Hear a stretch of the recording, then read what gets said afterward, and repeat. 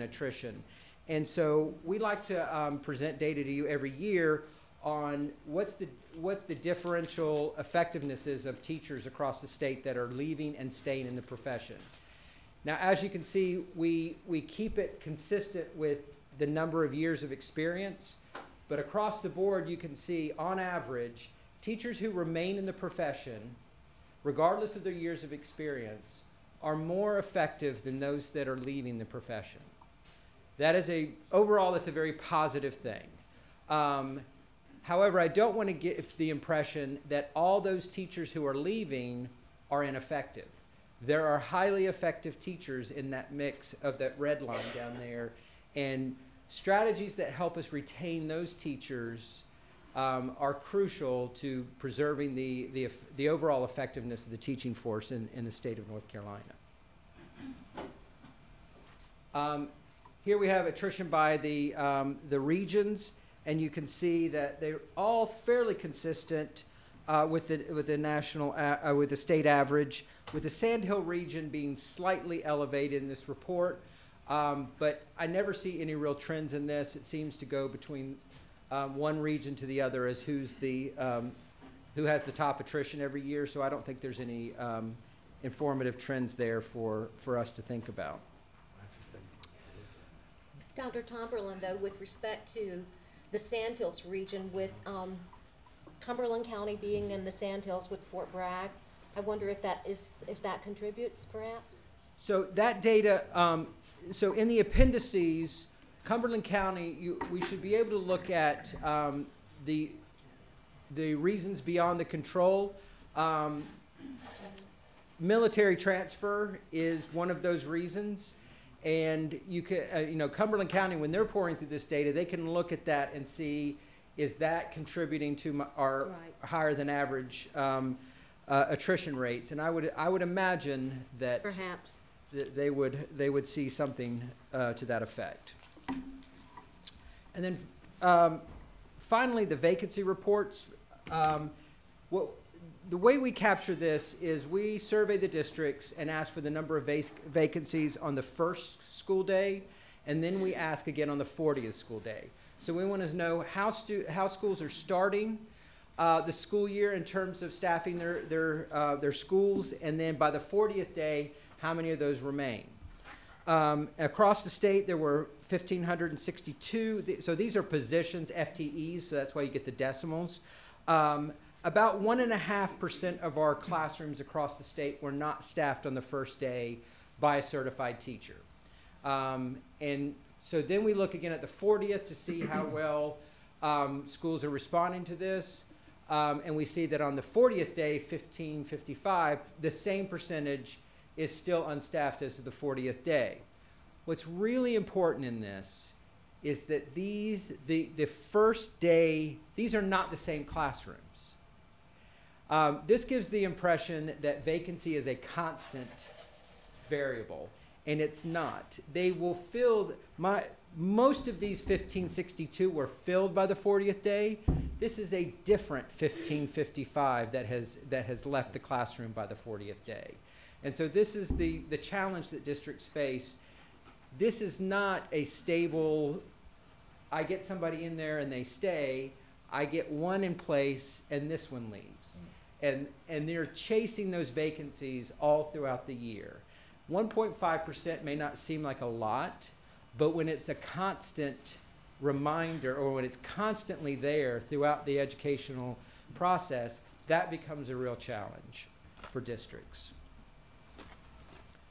Finally, vacancies by subject area. As you can see, the highest, but this is probably a function of the fact that most of our teachers are elementary teachers. The number of vacancies are in the core subjects in K-5, and you can see exceptional children continues to be a concern for the LEAs as they try to find EC teachers to help our most vulnerable students. And that's followed by mathematics. So those are the three critical areas in the state, and those, the messaging we get from the field is consistent with that. We're having real trouble finding elementary teachers. Many school districts are really struggling because elementary has never been an issue. Staffing elementary schools has never been a real issue for them, and they're finding that that's increasingly becoming problematic. Thank you, Doc. Have you completed? Yes. Thank you, Dr. Tomberlin. And now the floor is open for for discussion, your comments and your questions. It's a very fine report. Good information. My takeaway is that we have the area that needs to be on our radar screen would be our beginning teachers. I think that's true. I think we've had beginning teacher support for a number of years, and that rate is consistent. What I think is remarkable about this report is how unremarkable it is. There is nothing changing. The numbers that I bring you every year look exactly the same as I did the year before, to the point where I get nervous about the numbers and go back and check and make sure I've got the right year. And that tells me, well, there's some silver lining in that I don't think, there's no evidence that teachers are fleeing the profession. I think the outgoing percentage is very, very stable. And so and it's not high. You would expect this in almost industry, at least 10% of your teaching force would be retiring at least from the profession. So the focus has to be on the front end. How do we increase the pipeline to make sure that that constant outflow doesn't make us upside down in terms of, so we continue to not have enough, that we won't have enough teachers in the state. The focus has to be on the input because the output is stable in this system. Okay, thank you very much. And Mr. McDevitt. Tom, thanks. This is, as you said, it's the same one, Groundhog Day. Slide 5 is the teacher attrition by reason code, and slide 7 is the teacher attrition by region. Are the controls on the one by attrition by region essentially those that we see on slide 5, or are there other control variables being controlled in that study, in those numbers? So those numbers aren't controlled in any way. So I mean they're just the straight numbers of teachers leaving the profession from those regions. Identified then. I guess really what I'm asking is I've been suspicious about this. I don't know that I've ever expressed it, but when I look at the numbers on attrition by region, I wonder if a deeper dive into rural, urban, unemployment rates, and even homegrown, if you look at those numbers on attrition, the rural west from about Ashe-Allegheny County down through Burke all the way to the west, as far as lower numbers, and same as the northeast.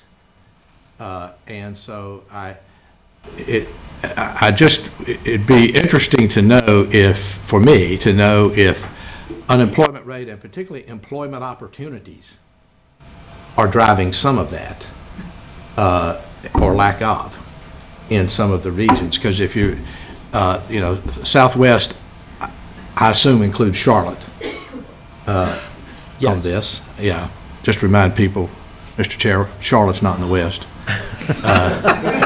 Hickory's in the West.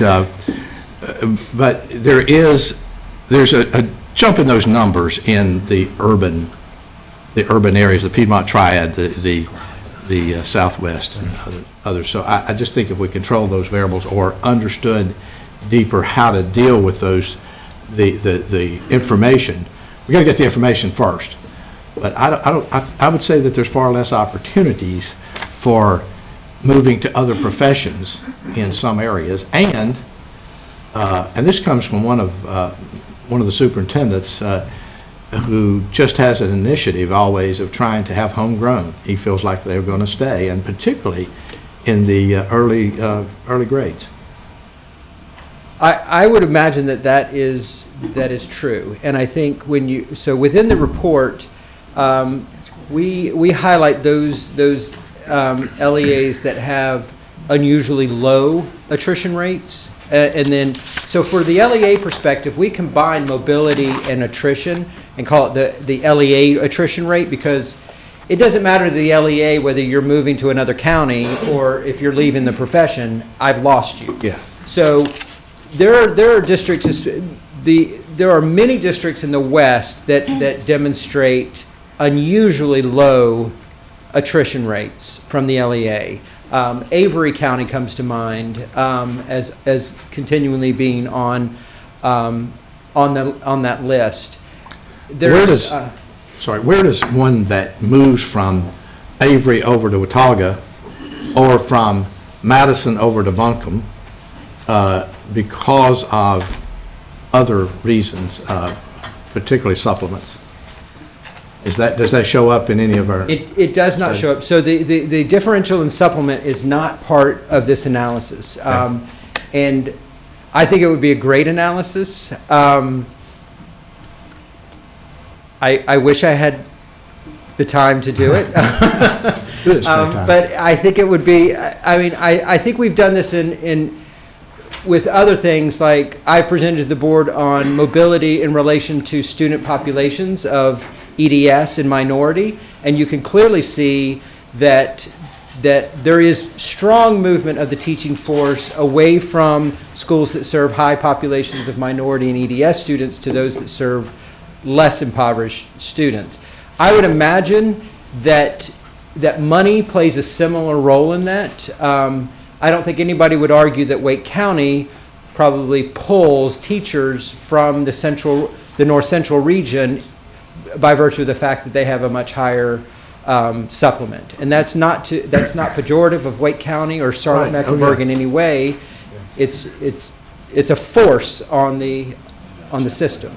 Thanks. Thank you so much. I have now picked up my baton.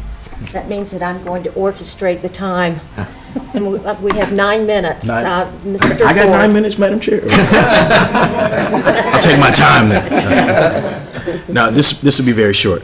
So, germane to what you just mentioned, and I just want to bring to the attention of my colleagues, like as we think through what our equity strategy is, that last point that you made is particularly important to me, right? That when it's not presented in this particular report, correct? That is correct. But when you map and when you correlate the socioeconomic status of a particular region, and when you do with the percentage or density of students of color, that there's a strong correlation there in terms of where teachers and whether there's attrition or whether there's mobility. That's something we have to figure out, because that presents a totally different picture for us. I kind of want to know two things in addition to that. One, is there a particular reason why we go from March to March that you can explain to me that kind of gives us a little bit of, kind of relieves some questions for me? It seems like a curious point in time. And then secondly, kind of to Mr. McDevitt's question, are there other leading indicators that let us know, even if the numbers aren't fluctuating that much, what may also be, because that seems like a lagging indicator to me. So, go ahead. There was a lot there, so I'll try to take it as it came. I only had 9 minutes. So I think one of the things that I would say about this report is this report is defined in legislation, and there are certain critical pieces that I have to include in that, and I try to keep it. This thing can become a dissertation quite easily, and I try to keep it very narrowly focused to what the legislation is asking for. I would hope in presenting it to the board that it sparks these kinds of questions to the board that can then be brought back to me for, could we have a presentation on this aspect? I'm not assuming that you're interested in every minute detail that's contained in this report, but I do hope it sparks some questions that you would like answers to. And perhaps if from this report came specific questions from the board that I could bring back at a later date to inform you of, I would be very open to that, and I think Dr. Petrie-Martin probably would be as well. That is something that we'll certainly entertain, is an issue session around several questions pertaining to the report. And He had Mr. a whole Duncan. lot more questions that I didn't answer, but. If I can give 3 quick questions Sure. for follow-up on Okay. report that I think might be of interest and are blending with some of the other things we're talking about. One is Title IX schools, our most difficult to staff schools. Title I, excuse me, I'm sorry. I don't want, okay. Can we get data focused on Title I schools ongoing in terms of the attrition rate? Number 2, one of the comments we've had as recommendations is that we need more teachers of color who are staying with our students and teaching in our students, teaching with our students in classes. Can we get data on, disaggregated data with respect to our teachers that are leaving the profession? And I had a third one, which will perhaps come back to me at some point, but it's left for the moment. But those 2 certainly are a good start to try to, they're blending with other things we've already discussed today, so. What I would like for the board members to do is make a list for me, and I will, Tom and I will get together and carve out and design an issue session, because I'm seeing that one is needed. Thank you very much.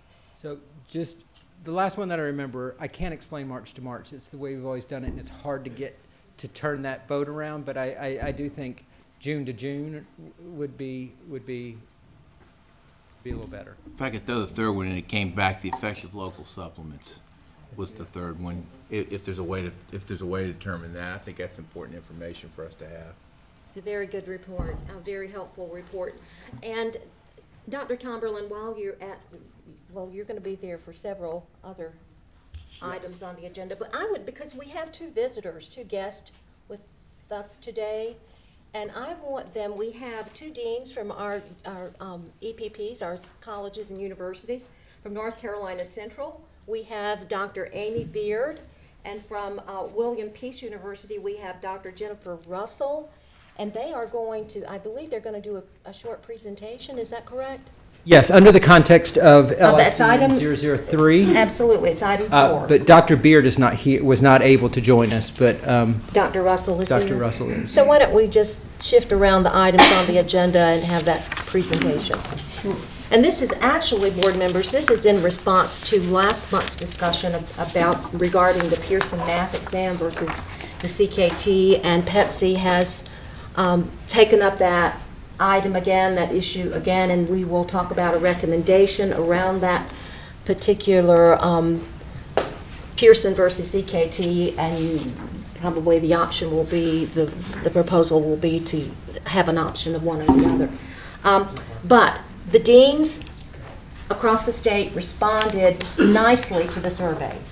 So a survey to gather some information from them about the effect of changing the licensure exam on program requirements, degree requirements, resources to prepare the candidates for the test. So we're going to hear a little bit, an overview about the survey results in this discussion coming up.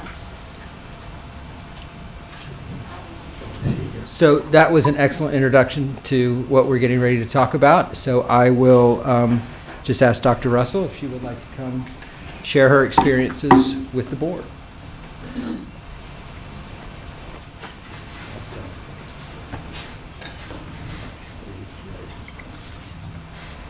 Hi. I just was asked by Andrew to come and speak to you about the change in the Pearson testing to the CKT. And I'm going to present the information I have, and what I always do a lot better with is answering any of your questions, because I'm sure you might have some questions as it pertains to teacher candidates. So I'll sort of share with you some of the information that I have and then answer any questions or clarifications that you might have. So when looking at the Pearson test versus the CKT test, the Pearson test focuses primarily on middle school and high school content area math. So the math that is required to actually complete the Pearson test is upper middle school to high school math skills, versus the CKT uses middle school math skills, however, has a more clear focus on pedagogy. When you look at the item analysis of the Pearson testing, the Pearson test is primarily content-focused test with one open-ended question that focuses on pedagogy. When looking at the item analysis for the CKT test, there are 48 multiple choice on the CKT and 2 constructed responses. And of those multiple choice, only 20% of them actually focus on math content knowledge, whereas the other 80% focus on math pedagogical knowledge. And so in my experience when working with elementary teachers, it is more important. I think what we're wanting to know from them once they graduate is if they understand how to teach the math, and if they understand how to look at when student work and decide if that student understood the problem or if that student did not understand the problem. And unfortunately, the way the Pearson math test is structured, it does not focus on any of that information. It focuses on the teacher solving a multitude of very high-level math problems that in no way they'll ever use in an elementary classroom. What I like so much about the CKT test is that I feel that if the students are able to be successful on that test, it will tell me if we did our job in the teacher preparation program of teaching that student actually how to teach the math. Because the big struggle we've had at the EPPs, besides the fact that the content is not necessarily aligned to what the teachers are going to need to do when they're in the classroom, it's that it's math skills that are not taught in an education preparation program. So we've done a lot of things to try to infuse those upper level math skills into our educator preparation programs, which is very, very difficult. It's also in my experience that a lot of times people who have very high math skills are not necessarily always the best teachers of math because they don't understand the pedagogical, they don't know how to take it down to a conceptual level, that they just understand the mathematical process. You guys are all nodding, so obviously you kind of get where I'm coming from with that. So I've gone through the test, I've looked at all the standards. What I really liked about the framework is it aligned much better to our current North Carolina Standard Course of Study for math, of what our students will have actually studied even through their high school careers. The alignment is a lot more secure, and like I said, the content itself is much more appropriate for what elementary teachers will be experiencing in an elementary classroom. So. Thank you very much. Any questions of Dr. Russell? Madam Chair, I've got Yes. a question. It might be for Tom. All right. Mr. Tomberlin. But if you were here, we at some point changed years ago from Praxis to Pearson. So why do we do that? It was a state, the legislature defined it. So the Praxis test that we used to have was called a Praxis 2 test, and it was just a general knowledge test. It would cover a bunch of different things. But this test is significantly different in that it is called a content, it's Praxis CKT, which stands for content knowledge. And then that content knowledge test has a variety of subtests in every content area. So there's one in social studies, one in science, one in math, and one in ELA. So what we were looking at when here at DPI, they were looking at a substitution, was a different content knowledge test to ensure that our students had math content knowledge. So the other Praxis core was more general teaching knowledge. Got it. So as follow-up, would it be fair to say we haven't done this test before? Mm-mm. So we don't have any, like we had the predictive data on Pearson last time, we don't have that for Praxis? For this CKT? You did have some predictive data in your thing, but I didn't memorize it. No, that's okay. Apologizing for not memorizing my presentation.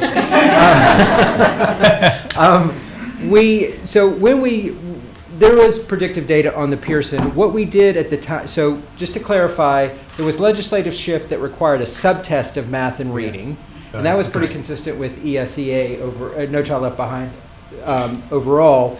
And when the Praxis didn't satisfy that anymore. When we looked for a new test, we adopted Massachusetts as our model. Currently, Massachusetts is the only other state that uses the Pearson Foundations of Reading and Mathematics as their elementary licensure exam. Got it.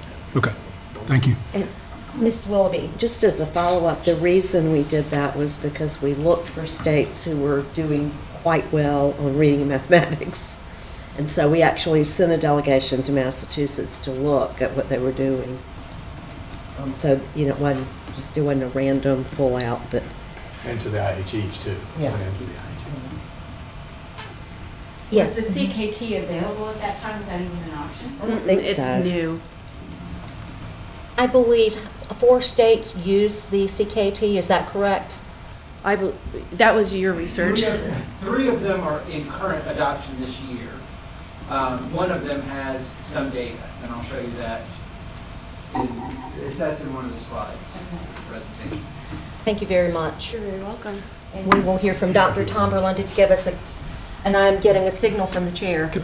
Just a quick question. So it sounds like the Praxis test is more appropriate for elementary. How do we know that Praxis and not Pearson is more appropriate for high school? So Pearson is, we have a Praxis in high school. So a high school teacher would take a Praxis exam in mathematics, and it is not the Pearson. The Pearson test that we're talking about is specific to elementary reading, mathematics, and multi-subject. Okay. And you may continue, Dr. Tomberlin. I'm over time, but enjoy yourself.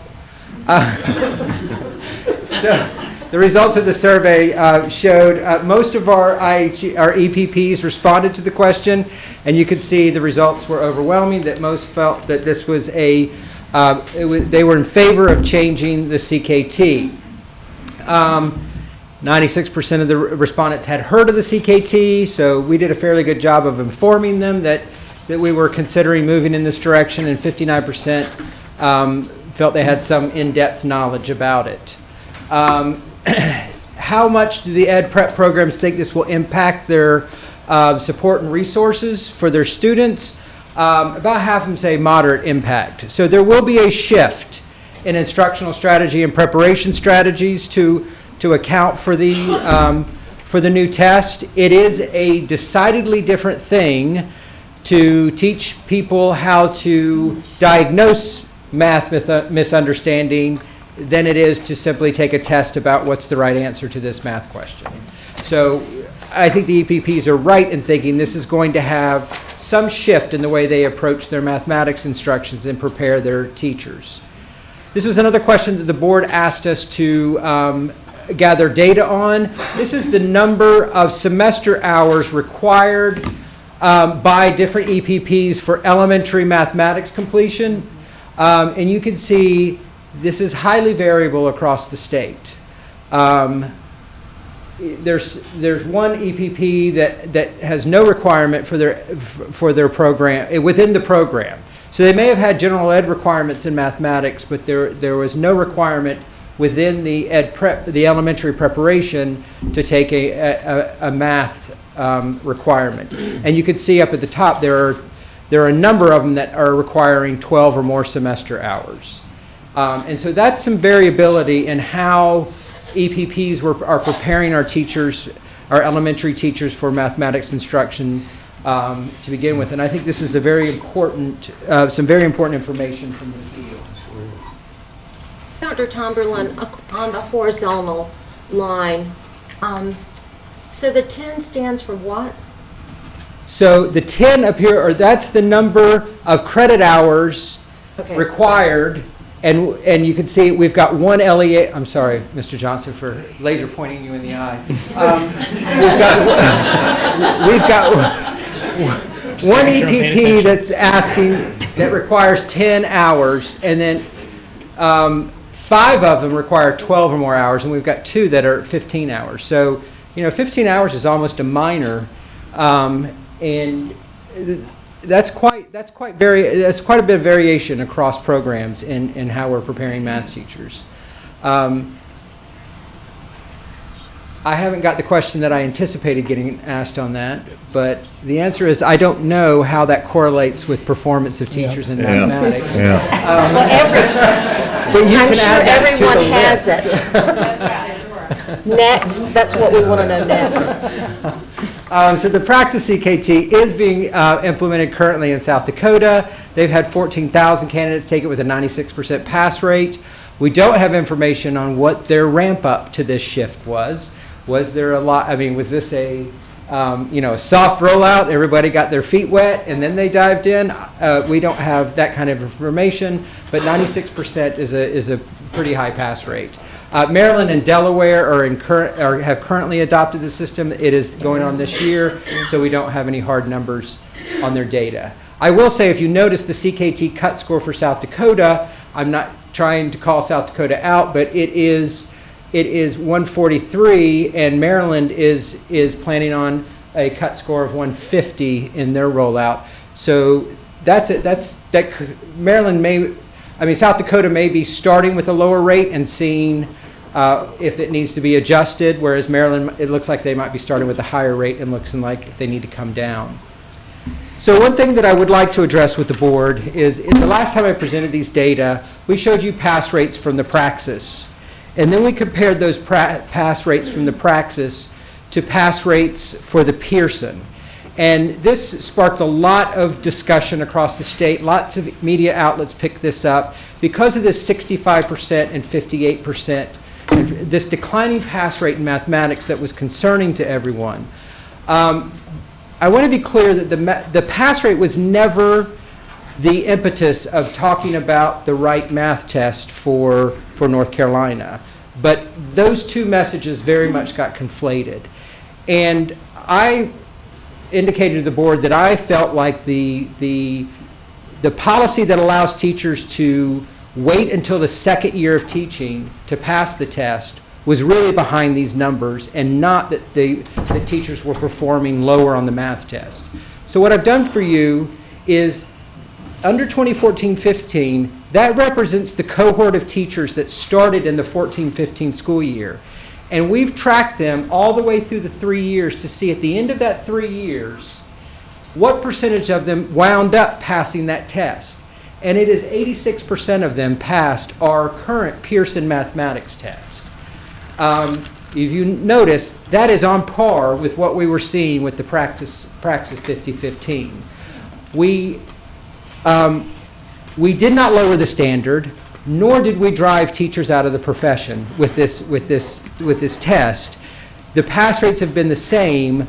The way we measured it is not appropriate anymore. So moving forward, if the state continues to allow teachers to enter the profession prior to passing the test, measuring the pass rate on a cohort basis is going to have to be how we do it. We cannot do annual pass rates, or the data will be nonsense. Madam Chair? Yes. Just clear. So what I'm hearing you say, and make sure I'm hearing the right thing, is if we're concerned that we've got a test that is an aspirational standard that's not appropriate, our teachers are doing fine in meeting it. It's not, we're at 86%, we were at 85, 86% before. That is correct. This is not about the pass rate is the pass rate's too low. This is about this group from Pep-C digging in and finding out what the best test for Right. our elementary math instruction. So if I take a cue from our dean, whom I really appreciate being here today, that there's a better approach to getting teachers to a right standard, which is both pedagogy and content. My question is, given that I think these groups customize, why wouldn't we just say, this is what we want in a licensure test and bid it? Versus going to Pearson 1 year and then 4 years later going to Praxis another year, and then we got another test we look at, and causing our educator preparation programs to constantly have to adjust. Why wouldn't we just bid out our specs? Well, are you asking my personal opinion on that, or? I mean, I want to be very careful. I can ask the superintendent for the agency position. I'm just be careful how what perspective you're hearing. My sense is, One smart dude. we had Pearson, Praxis developed something better, so we said, by simply changing a policy, we can go to that better thing. Let's hope that Pearson makes an even better test, and we can, I mean, if we lock ourselves into one of those, then that becomes our test, and we would have to unwind a contract to switch. Whereas through policy, if we know that a test is not meeting our needs, we can switch. As long as there's a test that we like.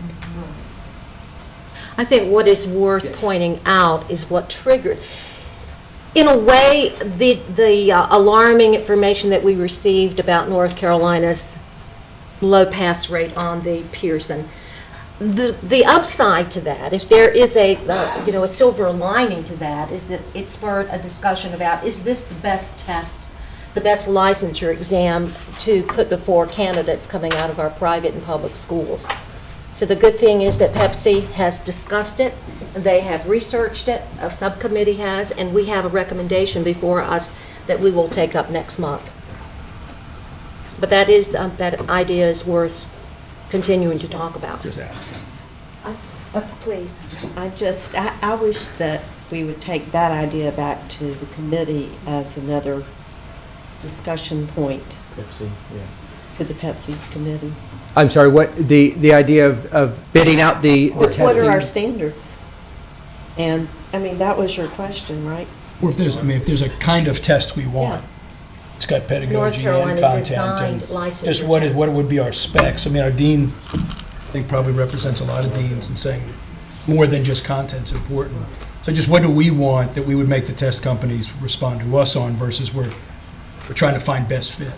But I understand your point also about getting locked into a Oh, contract. I think I misunderstood your question then, Mr. Buxton, because I thought, I didn't realize you were saying contract them to do whatever we want. I thought you meant just pick a vendor and, No. and whatever, okay. You know, make them customize, bid, but A boutique test.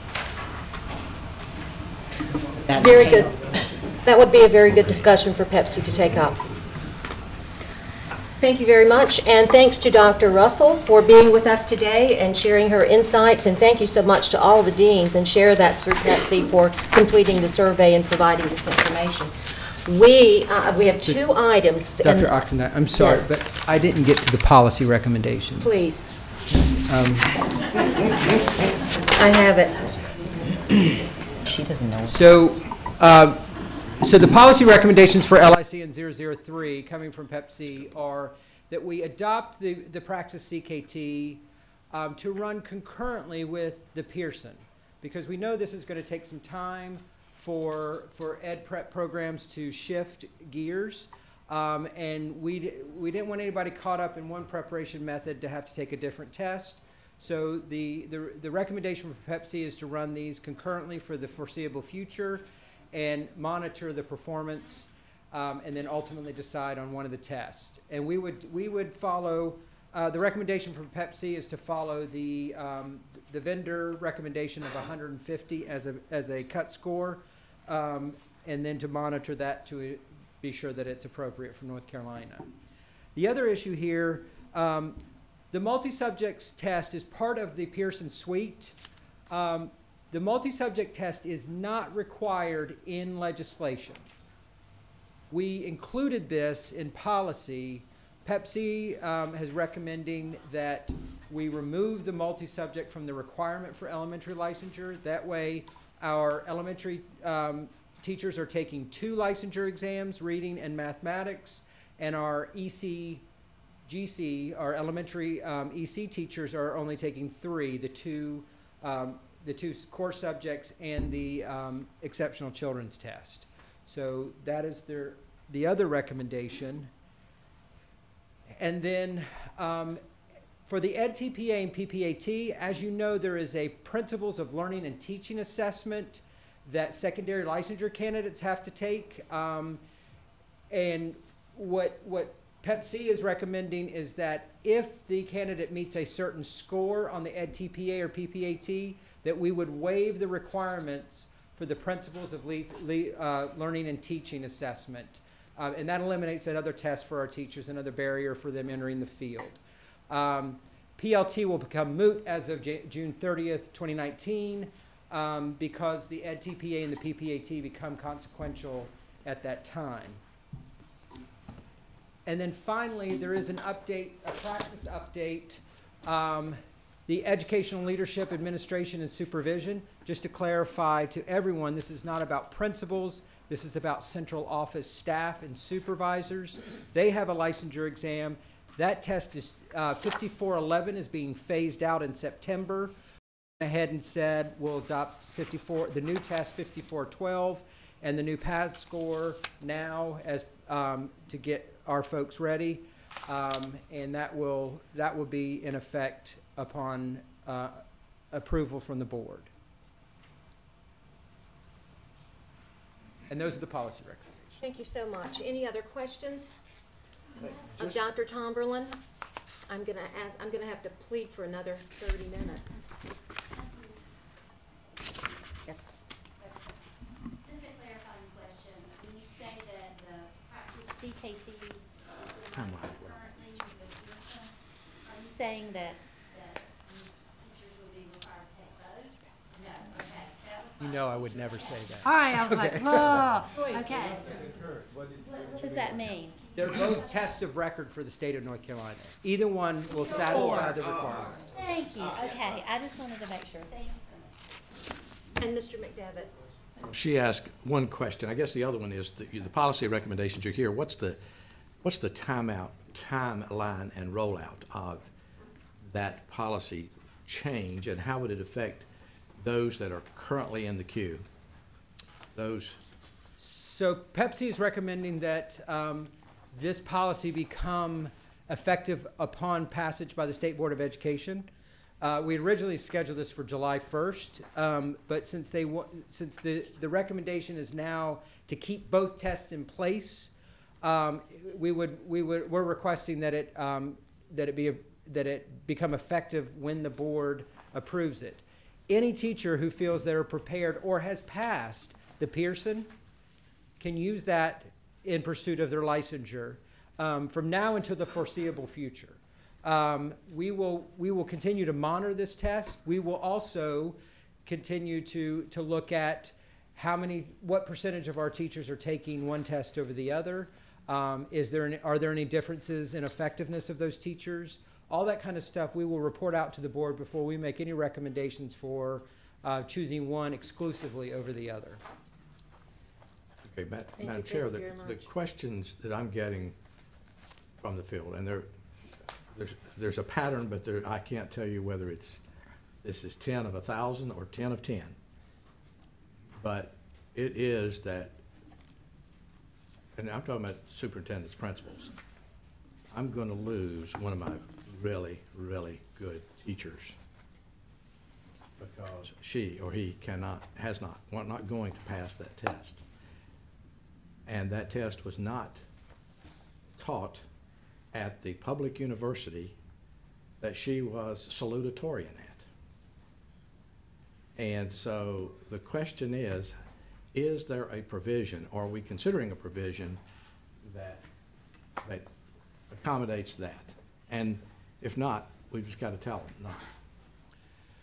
So, you've had the same question because yes, they told me they talked to you. And it's 10 of 10 because it's 10,000 or 10,000. The same question keeps being repeated. I think what the LEAs are finding with the policy shift that allows teachers to enter the profession prior to the testing. Yes. What the LEAs are learning in a very real way is that the licensure exam does not predict who's going to be a good teacher and who's not. And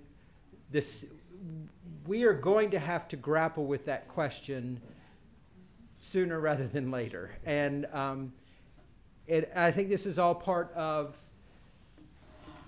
how we envision bringing people into the profession, which I think lies in policy LICN 001. The licensure policy itself, how do we get teachers into the profession and license them, and what do we expect of them before they shift to a continuing license? That we've got too much information now to say it's as simple as if you pass this test, you will be a good teacher. And I think the follow-up to that is, Madam Chair, is that there was a time when I went for like several years and asked at every meeting, does this lower or raise standards? And I'm not sure there's an answer to that question in this regard on this one. Am I right about that? I don't think we have enough information to know. I think we're more confident if we have more teachers passing this test, we're more confident that we have teachers who can take a math test. And I think the inference probably ends pretty closely around there. Okay, thanks. Thank you very much. And Dr. Tomberlin, would you take 5 minutes and cover the other two items that are just quickly that are discussion now? If brevity is the soul of wit, It I is. will be witty. It is. LICN 002, I don't know what order you have them in, but LICN 002, there's a question about infield, out of field. This is a designation by the federal government. Under ESSA, we define that as any teacher who is holding a provisional or an emergency permit or no license at all. They're considered out of field. There's been some questions from the field as to whether we would categorize a provisional license that way. So just to give the board some understanding, a teacher who is certified in one area can add another licensure area provisionally if they don't have to have tested or taken any additional coursework, and we give them 5 years to clear that license. So from the field's perspective, I want my physics teacher to teach a Math 1 course. Those are very strong related subjects.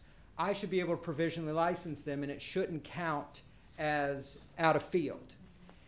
The other side of that coin is, under that policy, you can also take your music teacher and make her your physics teacher. And we wouldn't have any way to prevent that. So there's no language that says the relatedness of the two licenses have to be there in order for you to leverage this policy. So it's a great question. The field is asking. We want to use it in this way, and the board needs to, I'm advising the board that it can also be used in another way, where the two licenses would not be related.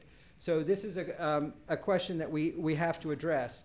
If we take provisional licenses out of the out-of-field designation, then we would need to know that, because our ESSA plan would have to be modified to reflect that change, and then we could make the change in state board policy. There is no consequence for a district to have a teacher designated as out of field. It does not affect federal funds. There is a reporting requirement to the family if they do this, wherein they have to tell the parents, this is the teacher, they're out of field, but this is their degree and this is their license area. There's another provision in, before we only used to have to do it in the core subjects, but under ESSA we have to do it for all subjects. And so that is a bigger requirement on the districts if provisional licenses remain in there. So that's the issue that Pepsi is putting forward to the board to get some feedback on, and we can, the policy as it's stated now has to be changed, but we need direction. We need direction from the board as to whether you would entertain removing provisional from the out-of-field designation. Okay. Ms. White. So just a quick question. The data presented earlier, the attrition rates and the field numbers, particularly EC, we'll say science, math, does that include teachers teaching out of field, i.e. warm bodies in classrooms, as opposed to qualified, certified teaching professionals certified to teach the subject in which the classroom they're charged to teach? So that's a great question. Here's the way we defined it, a vacancy. So you're saying, could some of those vacancies be a long-term sub, or a provisionally licensed teacher, or a permitted teacher?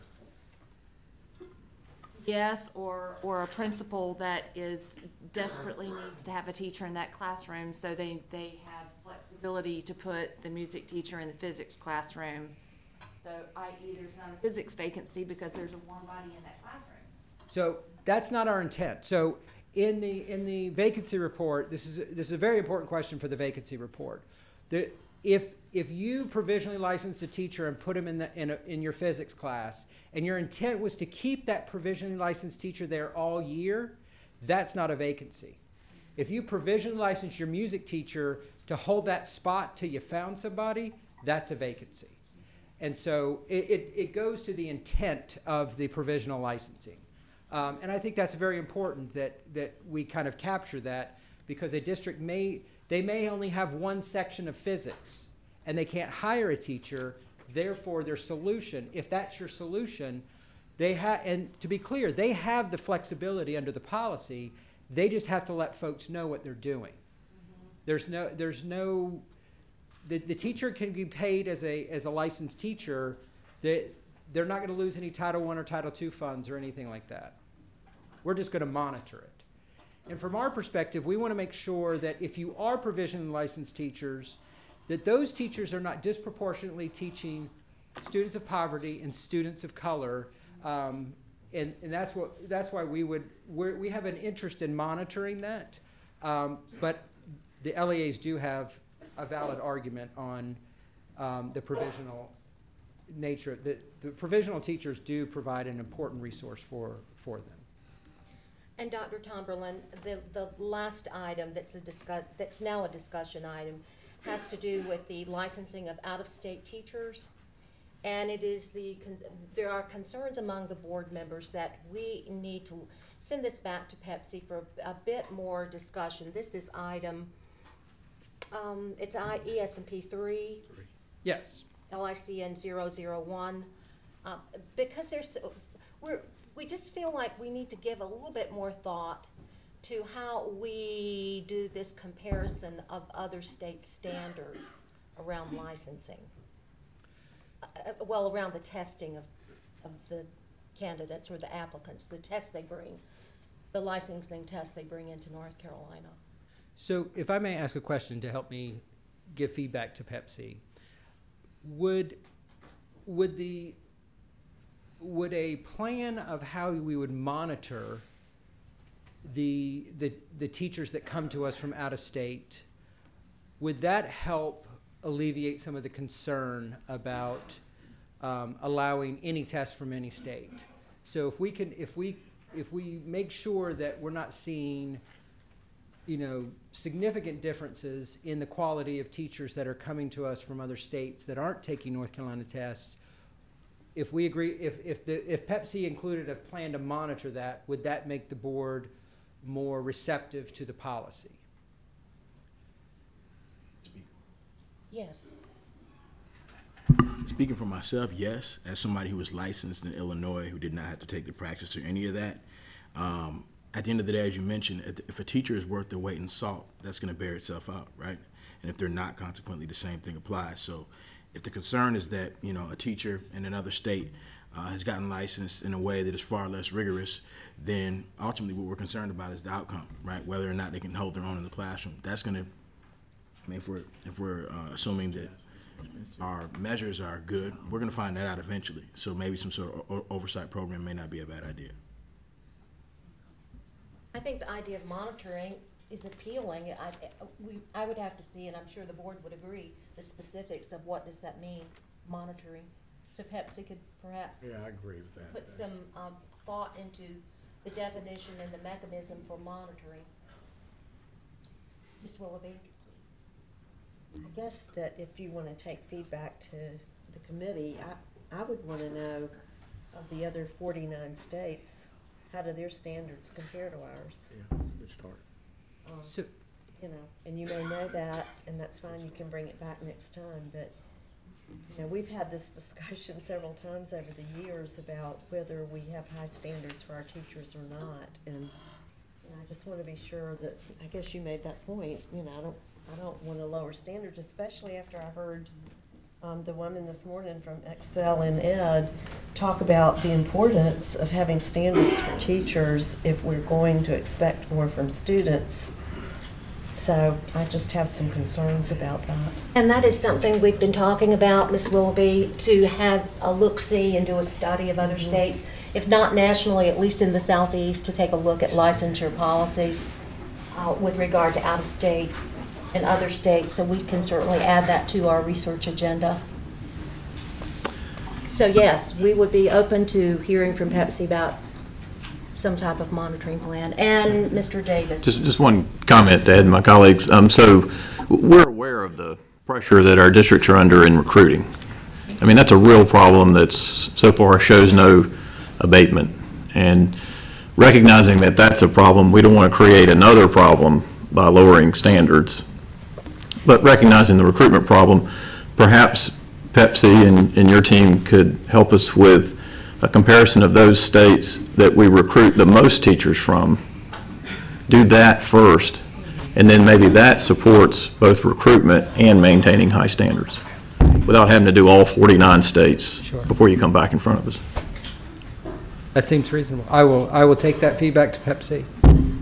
Because I think we live in a Pearson universe, my guess is that most states probably use, who knows, the Pearson.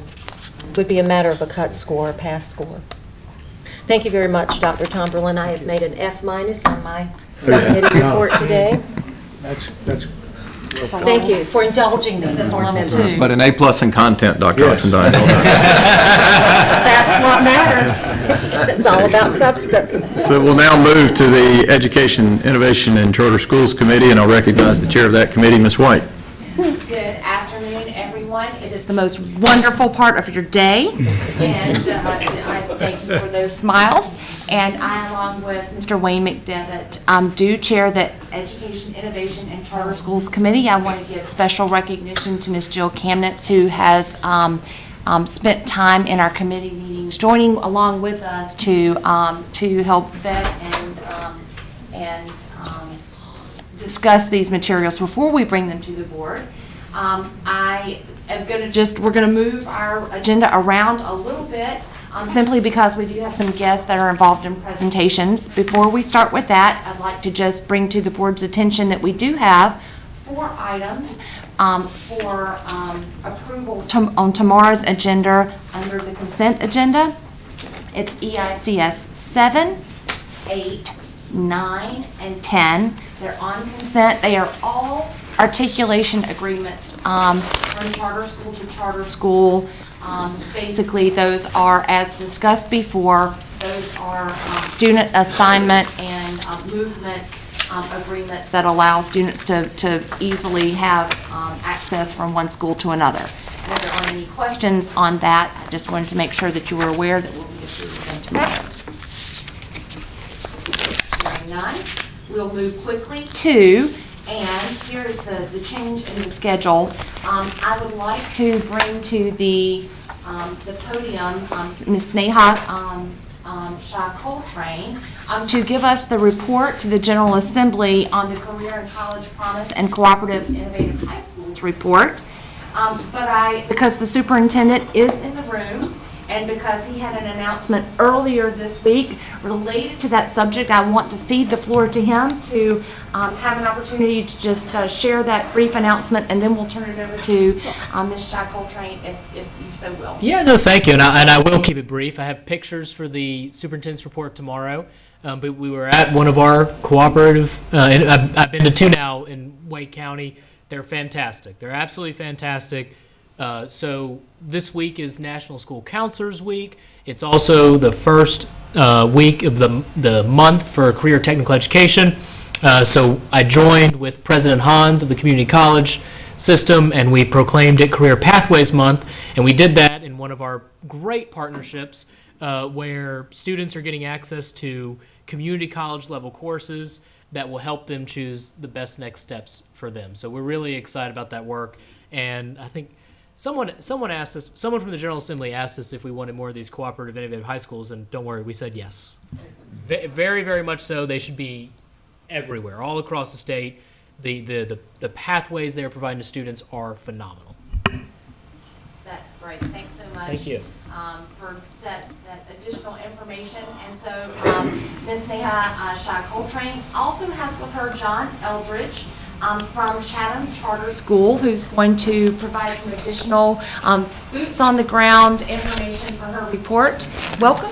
We're excited about your report. Thank you so much, and good afternoon, everyone.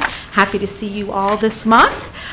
So what we have for you, it's a little shorter than last year, so it's not as long as my thesis, but almost. I think some of you all commented on that last year.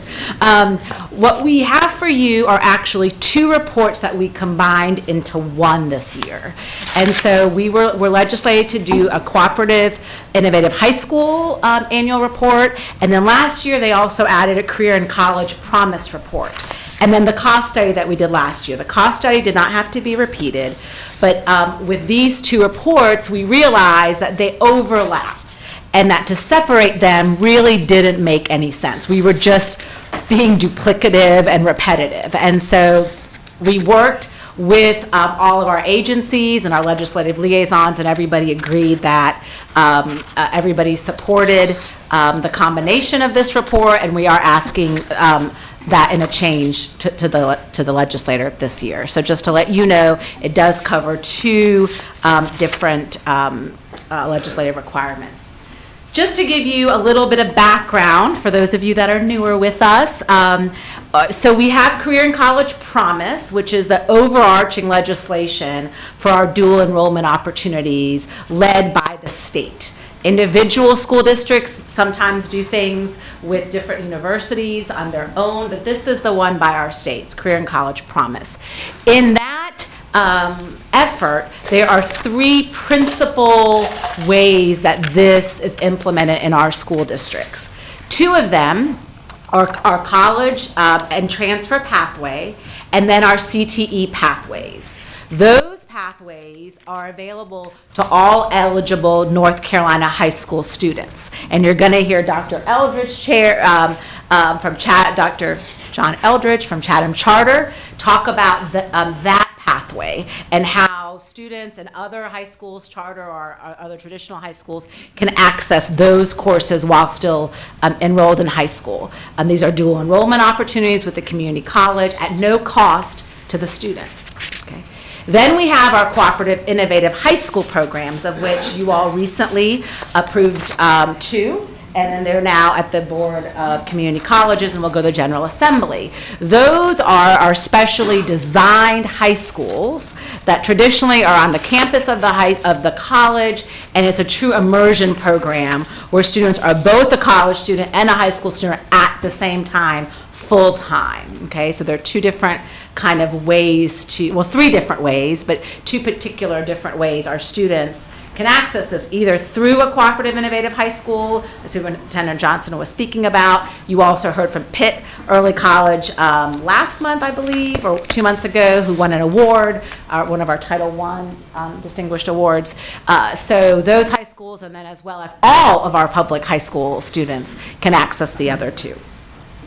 If you need a summary of the report, you have that here in this report, so you can know kind of where to look for the history, some data highlights. This report does include data from all of our partner agencies, the community college system, the UNC system, and our independent, private and independent, North Carolina Independent College, private. Anyway, college and universities. Hope's Group. Hope's Group. So clearly I need to work on that acronym. So one number that I want to share with you first is going to be about CCP in general, of the left two pathways. Then we're going to talk about our cooperative innovative high schools. So we are very pleased to announce that, depending on rounding, 60% of our graduating high school students earn college credit prior to graduating from high school. And that does not include our students who access other college level courses such as AP, IB, or Cambridge. So I would venture to say it is more than that. So if you think about that, that's pretty remarkable and an incredible investment by our state, and also an incredible way to continue to personalize learning for our students, accelerate their pathways to whatever their plans are to the future, whether it be career, college, both, wherever they go. So in total, this past year, we had close to about 64,000 graduates from the high school cohort, and we had 214,000 total high school students. Because in our CTE pathways, in certain pathways, you can start accessing them in 9th grade. With our college transfer pathway, most are accessible in the 11th grade. So you have students 9th through 12th accessing those courses. With CCP, the beauty of this program is that it is in all of our high schools, well, almost all of our high schools across the entire state. And Dr. John Eldridge has actually called me up, I don't know, John, several years ago, now to talk about, hey, how can we as a charter school do this? And we said, we can totally do this. Dave and his group has been great. I talked to charter schools, a team talks to charter schools in the summer at their orientation to really ensure that even our charter schools, right, as well as our traditional public high schools, understand this incredible opportunity. And so I would like to invite Dr. John Eldridge to come on up and to share with us how he takes advantage and his students of this incredible program with Chatham Community College. Thank you for having me. Good to see you, Mr. Duncan. Good to see you, John. I could talk about this for a long time, but I've been given a 3-minute window. Anybody that knows me, and then questions. Yes. Anybody that knows me knows that that's going to be a stretch, so I've written things down, so bear with me, okay? Imagine you're a senior in the class of 2019, but instead of feeling the angst of transitioning to college, you're already on the journey. You'll have over 30 college credits and will be used to the course rigor and other aspects of college life by the time you graduate from high school. Why? Because you were in a school that maximized a program called the North Carolina Career and College Promise. How are we maximizing the CCP at Chatham Charter School? Typically, 75% of our graduates are completing the CCP college transfer pathways, which means they are earning a minimum of 32 college transferable credits. Some students are earning over 40 credits. Our students are also taking courses in 15 different CTE pathways. This is not what we originally planned for at Chatham Charter when we developed it 6 years ago. However, thanks to the foresight of our community college partner, Central Carolina Community College, and I have one of those guys with me today, the provost of the Chatham County campus, Mark Hall. Thank you for being here. Yeah. Thank you so much. More and more options are continually becoming available to our students. We're even beginning to have a few graduates who are able to complete both a CTE and a college transfer pathway. As I alluded to earlier, we're not just teaching academics. Because these students are still in high school and with their families, we're able to help them find their style when it comes to time management, studying for a class, and interacting with adults, things that they're challenging once they leave home. We have found there are several key elements in successfully maximizing the CCP. 1, customized staffing and master scheduling built around the college classes. 2, strong communication and advanced planning between Chatham Charter and Central Carolina. 3, allowing creativity to thrive in scheduling, collaboration between our teachers and college instructors, coordinating classroom space on both campuses, and so on. And 4, DPI has been excellent to work with. I've had opportunities to dialogue with staff here from time to time. As a result, students are able to use History 131 and 132 now as dual credit for high school American history. And there's now a college course available for high school senior English. There have been a few challenges on the CTE side. The CTE pathways are difficult to complete due to college scheduling constraints. And many of the CTE pathways do not contain credentials, which makes it difficult for students to see a buy-in for why to finish the pathway. In closing, we value your continued support of the Career and College Promise and for allowing us to share how we're using it. Our partnership with CCCC has empowered us to create a stellar schedule that allows students to maximize the number of credits they can earn before graduating, which is why I'm here today.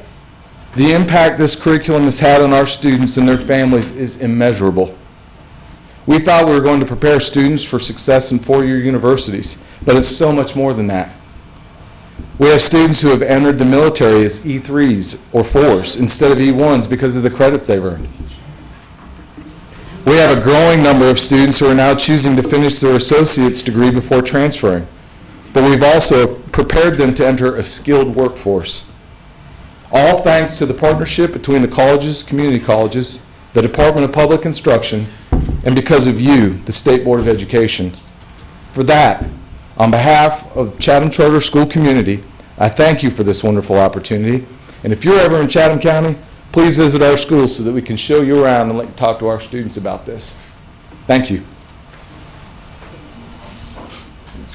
Thank you, Dr. Eldridge, so much. Yep.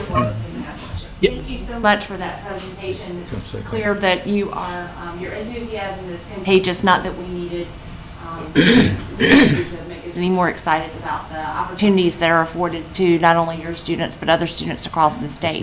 Colleagues, questions for him? I want to put some dollars and cents to what you just said. My eyes popped when you said E4. That's over $50,000 a year. Yes, sir. You have students leaving your school, enrolling in the armed forces, enlisting, and they're making over $50,000. Yes, sir. We had a student last year that went into the Air Force as an E1, and once they got his transcript, promoted him to an E4. That is a career pathway. That is fantastic. Thank you so much for sharing that. That is amazing. Additional questions? Again, thank you so much for your time. Thank you very much for having us today, and thank you for this curriculum. Success. So when I hear some folks in different contexts say our students are not necessarily career and college ready, I sometimes have to say, wow, that's an interesting comment. That's not what I see. It's not what I see at all. When over close to 60% of our students are actually not only ready, but are being successful in college. So now we want to share with you about is the other arm of CCP. So the other arm of CCP are cooperative innovative high schools. I know that I come to you often to talk about this, and I was so grateful of your continued support for our cooperative innovative high schools and the approval. But we do want to share with you some data that we do every year. So last year we had enrolled in our cooperative innovative high schools. We have 126 and 17, 18, now 133. Isaac is you're going to hear from him about the good stuff in just a minute as well. We had about 26,000 students that did go up from the year prior. We had 5,581 students graduate from our cooperative innovative high schools last year. Close to 1,100 certificates were completed, and we had 2,856 associate degrees completed last year by our students. Completed, and that does not include all of the other credit earned. And that is from your support and, of course, the support of our Institutes of Higher Education and our General Assembly and our executive office. I mean, this has been we're definitely continuing to be a forerunner in the country with this effort. Then we also have our data from our UNC system. They admitted almost all of our graduates last year to their program, 5380. Then our independent colleges and universities, their data is not as consistent because their data system and how they get managed, but we had approximately that amount and that you'll see in the report. High school retention rates, you all know this, our completion rates, our dropout rates are all better at these schools than our state averages. Our academic outcomes, the one in particular that improved was that we had 121 out of our 126 met or exceeded growth last year. And so, and please know that those 5, we will be talking with them and seeing how we can support their improvement as well. And then we continue this kind of outcome from our community college system, that our students continue to receive better grades on average than typical college students on the community college campus, with 85% receiving a passing grade of C or better. And these are all students of all backgrounds. These are students who are first generation. These are students who want to be accelerated. These are students from impoverished backgrounds, or at-risk populations. So these are incredible students doing incredible work with our schools because of the support they are given, the opportunity to be successful, and the clarity of their pathways and their post-secondary plans. And we remain so proud of the hard work in this effort.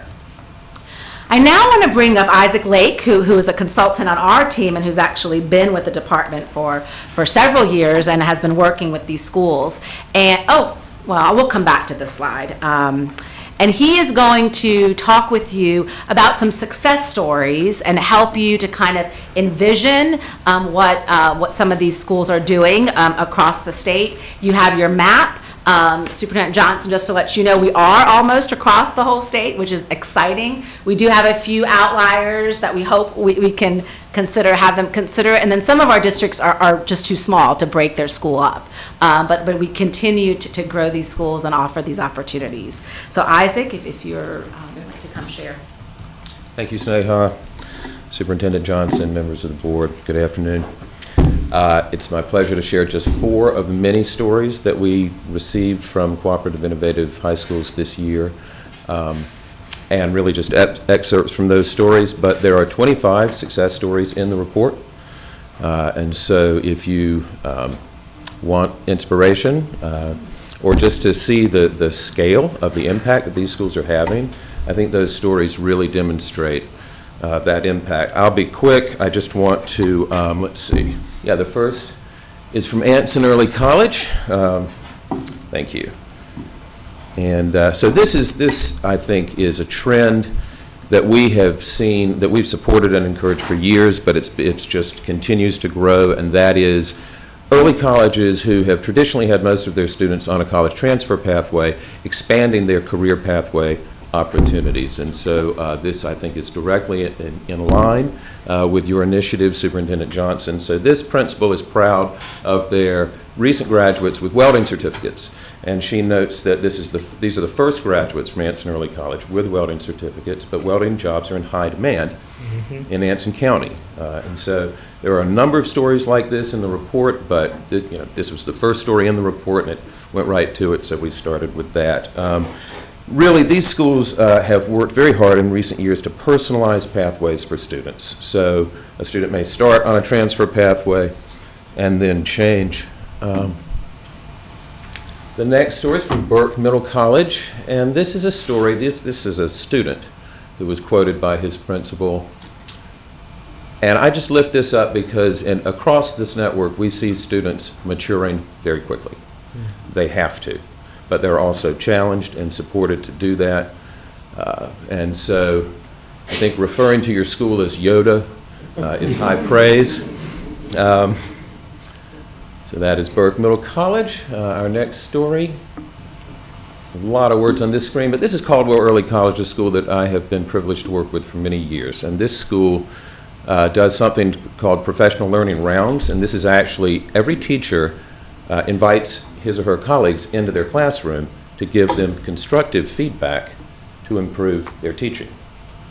I would submit that that does not happen in every classroom, in every high school, but this school has done this for many years. In fact, many cooperative innovative high schools do these rounds, and they are very powerful. And so this school has hosted many study visits to teach other schools how to do this, and it is something that this network is very proud of. Really, and this demonstrates a unified commitment to excellence. This finally from Nash Rocky Mount. There are so many stories like this. And this is just an excerpt of the story. You'll see the factors stacked against this young man. They're in the story, but so many students in these schools would not have graduated without the support that they receive. This is a student who had an interview coming up, and a teacher coached him to prepare for the interview, and then bought him clothes for the interview. And so the pride, I think, that everyone felt for that student when he got that job is powerful. Again, that's just 4, but there are 25 in the report, and it'll make an old curmudgeon tear up a little bit. So I invite you to read them all. Thank you so much. Stay healthy. So as you can see, CCP and our cooperative and innovative high schools continue to be a way to really personalize pathways, provide exceptional opportunities for our students to be career and college ready. But I will also say that we continue with some challenges, and so while these are not necessarily in the report, we did want to let you know of the issues that we continue to tackle with, and we're always open to suggestions from you all and guidance. But one is, how do we continue to work to support these innovative designs and really help our schools continue this work. That is something Isaac is visiting all the newly opened ones this last month and this month, and how do we continue to help them. The other issue is student enrollment and access, right? How do we ensure that students, that we increase our enrollment? Some of our schools are not at high numbers. Some of them are under 100. We want to, continue to help them support that. They are capped at 500, but still, and how do we support that and access to make sure we're getting the students who really need this support with the opportunities, as well as all of the student support that comes to help them be successful, and continuing to sustain all the student support itself. I know a lot of schools are struggling with helping to ensure there's a social worker or a coach, et cetera, in our schools. The district dynamics is something we continue to work with our schools about. It's a school of choice, and so how that plays into a district and how to really ensure that all of our schools can learn from what's happening at these schools, but also to recognize the impact on the whole district. And then the relationship between the LEAs and the colleges. You have incredible relationships, Chatham and their partner is incredible. You do have some that are not as strong, and how do we continue working through the challenges of merging a K-20 system? It's not easy, like the credit issue and lots of other issues. And how do we look at, the college allows a student to drop a course all the way basically up until the end of November. Well, they drop a course, they don't get to come back into a high school course. That doesn't work that way. And so, we're really working with districts on how to develop MOUs and really ensure that both partners see the challenges on both sides, and how to really come together and make the best for our students, who are indeed high school students, as well as our college students. But we look forward to these challenges and continue to work together to really help our students have access to these incredible opportunities. Thank you so much. I'll open it up to questions or comments from my colleagues. Yes, ma'am. Just a comment, and at the risk of embarrassing someone at the table, this idea was kind of revolutionary in the early 2000s when Governor Easley came up with the notion that we could really expand this concept of cooperative innovative high schools. And his then education advisor, J.B. Buxton, was instrumental in making this vision a reality. And we talk a lot about sustained success. And so this is a model we can look to that is and continues to be sustained success. And I think it's, you spoke to some of the challenges. And when we look at students first, children first, and try to do what's right for them and figure out the complications around how you make it happen for them, good things happen. And this is, it was revolutionary at the time. I distinctly remember the conversation, JB being, we're going to have 12 of these next fall, and it was probably about this time of year. And everybody was like, you can't do it. But you did it, and here we are 15 or 16 years later. I don't know exactly what year, but it's a remarkable success, and thousands of students have been well served by it. And hats off to you, Sneha, because you have certainly sustained the momentum here. Isaac, through other organizations, and now this one, you continue to sustain this momentum, and I'm deeply appreciative on behalf of the state. Yeah, I'll just agree with everything Ms. Willoughby just said. Not only was it revolutionary then, but it still is today. And we go out and we tell the general public about the opportunity they have, and eyes light up, and people are really working to spread this even more, and students, when they hear about it, want that opportunity. So it's fantastic. It's a real shining gem for North Carolina education. JB, would you like to respond? No, I appreciate Ms. Willoughby's comments, since I think she was state superintendent at the time, helping push it through. I also want to recognize Isaac, who's kind of part of the founding story of all this work and has been a key part of this throughout the whole way. One thing, and I appreciate the superintendent's comments about its continuing innovation, we've kind of used up the real estate of the community colleges, and they've been incredible partners. And thinking about, and this is really just maybe a rhetorical question for now, but how more high schools who don't really have another community college to partner with or are too small can begin to do what I think Hidalgo, Texas, and some others have done and create early colleges within their comprehensive high school. And thinking about whether there's a kind of early college district status where you'd get some way to have all of your high schools come under that umbrella and using the Career and College Promise, but then probably some calendar flexibility and other things. A few other policies we'd have to do, but basically would allow you to do this across your whole district. To me, it's exactly the kind of pathway model that we want, and I think it'd be interesting for us as a board to think about a way to create more innovation in places that can't go partner with the community. And Mr. McDevitt.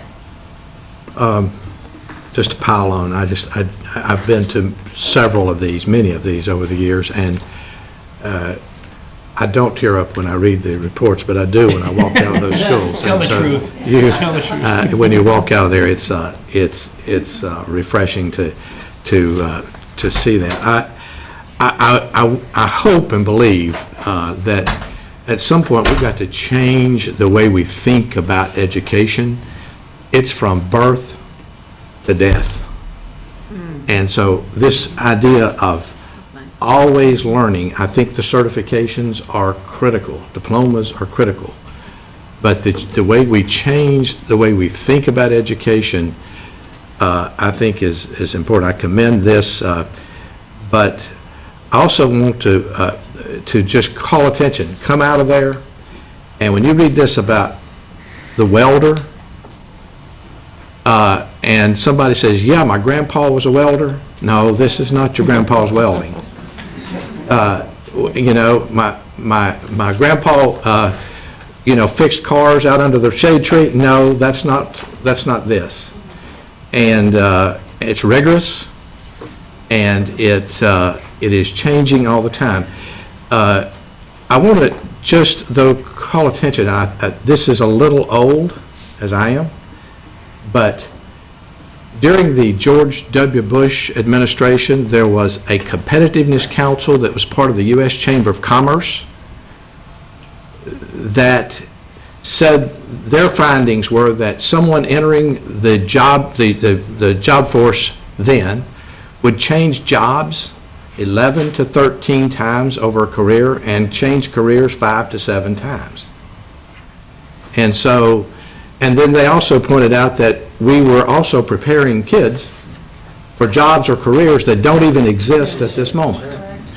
And so all of that factors into this this program that I want to say is rigorous, but it also allows, it's not in lieu of civics and social studies.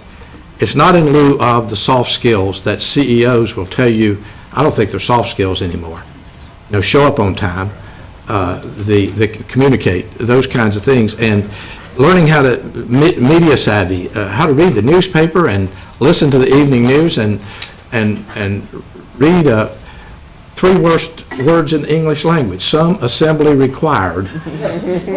Be able to read that, whatever that is, that tells you how to put that thing together on Christmas Eve, and those are parts of this whole picture, I think, of preparing kids for college, career, and citizenship. Finish with the other thing that group found, and again, it's several years old, so maybe there's an update, and that is that generally speaking, preparation for college and careers was the same. There was some marginal difference, but generally speaking, their finding was that those skills necessary to enter the job force or college was the same. So I just think that I just want to commend this because I've been there and I've seen it where it does address the whole child in lots of ways.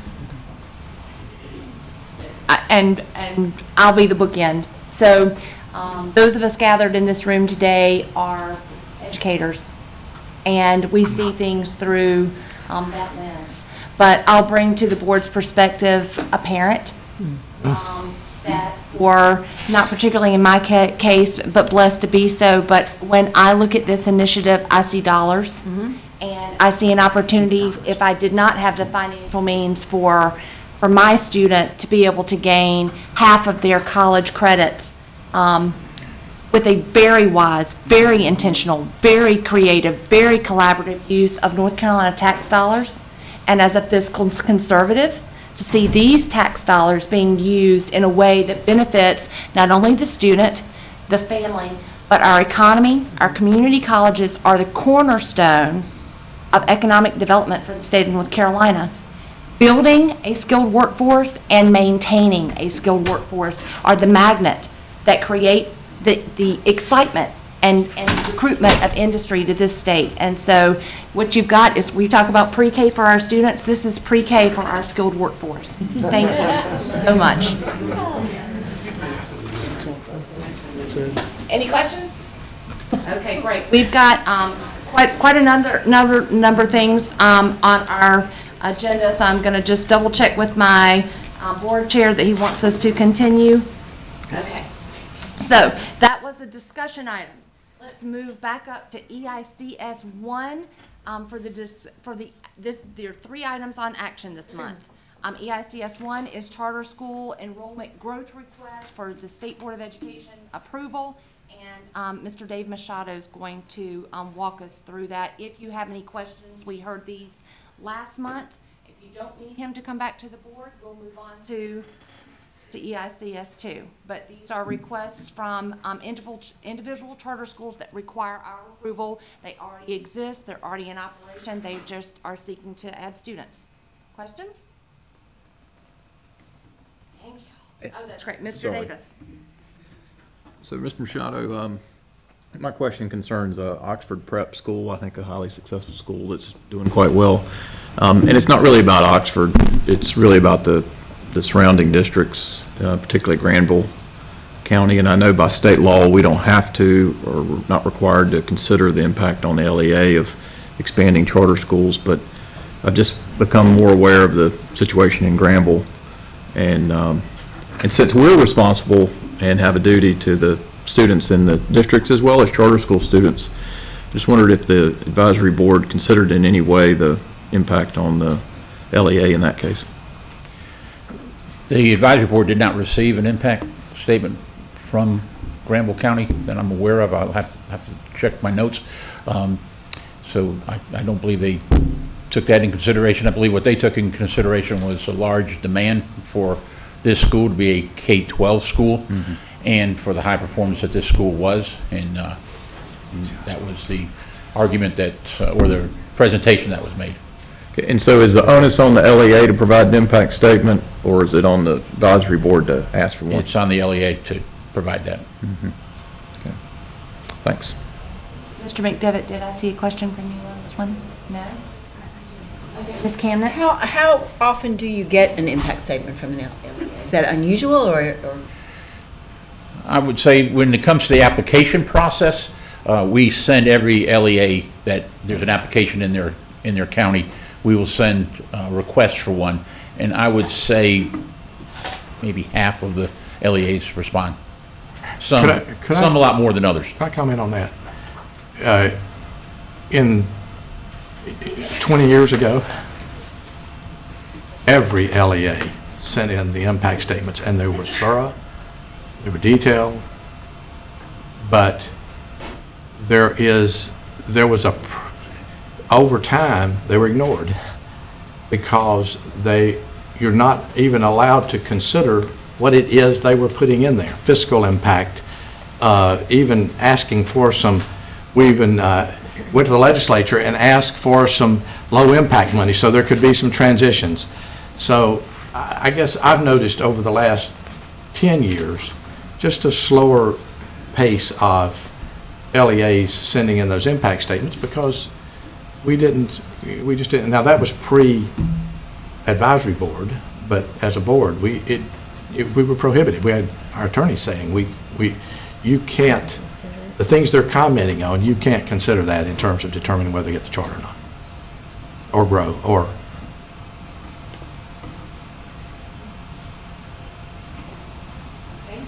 Any other questions? Okay, that item will be back to us tomorrow for action. The next item on the agenda is EICS 2, and this is the charter school annual report, which we heard last month and had quite a bit of discussion. I do believe board members had particular questions. Are there any additional questions for Mr. Machado for the charter school annual report at this time? Yes, sir. Mr. Ford. One brief additional question. Was there a way for us to see charter school growth and achievement both separately, but correlated to the income levels in a similar fashion in the way we get the public school report? So kind of the A through F rankings, but correlated with their density of poverty, and kind of see how the schools line up. I don't think I saw that in the report, but that'd be something I'd be interested in seeing. That is not in the report. We did growth, total growth of our schools, but that is not in the report right now. All right. Is that possible at a later date, or? I'm sure that we could ask staff to provide that information. The report does have to go to the General Assembly, so if you're comfortable in receiving the information but it not being included in the report, then...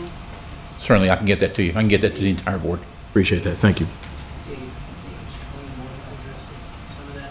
Page 21 of the report addresses the high ED population students and their achievement levels. You want to take a look at that. Page I'm being told that on page 21 it does address that, maybe not to the extent that you're asking for it, but. Right. If staff could work on that, that would be great. I know that we've got a report coming. Perhaps it could be folded in to the March information along the way. Sure. Mr. Duncan. I don't have any further questions. I had a number of questions last time, and I had the opportunity to sit down and have a long chat with Mr. Machado yesterday, for which I thank him for. It was a very thoughtful discussion. It was a very helpful discussion to me in terms of getting some of the broader background and some of the thought process, and I shared some of mine. So as we move to voting tomorrow, I did feel it appropriate to say I will struggle with voting to approve this report. And I feel in that light, I feel like I need to say why, and I did explain it to Mr. Machado yesterday. There's a lot in the report that compares on grade level issues, charter schools and public schools. There's not the same kind of charting or depth with respect to whether or not the schools met growth or did not meet growth, which I think was part of what Mr. Ford's question was getting to. On page 4, there is a setting it out, and it notes that 4%, there's a 4% difference in terms of not meeting growth. That is, traditional public schools met or exceeded growth at a higher percentage by roughly 4% than charter schools did. And I think that would be an important analysis to go through for the report for the General Assembly rather than just the grade reports, particularly since if you study the demographic data, it does not match up with the rest of the state student population either in a number of different areas. And so it's important to me that the report reflect exactly where we are, what are the pros, and I do believe there's some pros, to be clear, and I think in some instances, some of the real pros and some of the really positive things being done are not highlighted as well as they could be in the report or other places because of the focus on trying to use just the letter grade approach and not looking in the same depth with the exceeding or meeting growth expectations. But it ends up being not as well-rounded or not as deeply analytical as I think would be helpful to both the charter schools themselves and for lack of a better way to say it, a little bit fairer in terms of the comparison between traditional public schools and charter schools. And I do think that's an important part of any report in this area. If we're going to get into comparisons, then they're difficult because in many instances it's a little bit of apples and oranges. But if we're going to get into comparisons, then we need to try to be very analytical about how we go about it. And I would hope in future years we will try to be more analytical in that regard in terms of how we go about the report. So thank you for giving me a moment to explain. Sure. Thank you for those comments. And any additional questions from colleagues? So this is a report that has to be developed every year. So perhaps using the feedback that we had from last month's presentation to this year, some of those questions could be used in the development of next year's report to adequately, I guess, reflect particularly growth issues and a better comparison between our public and public schools and our charter schools. Absolutely, and can I borrow Dr. Tumberlin for that project?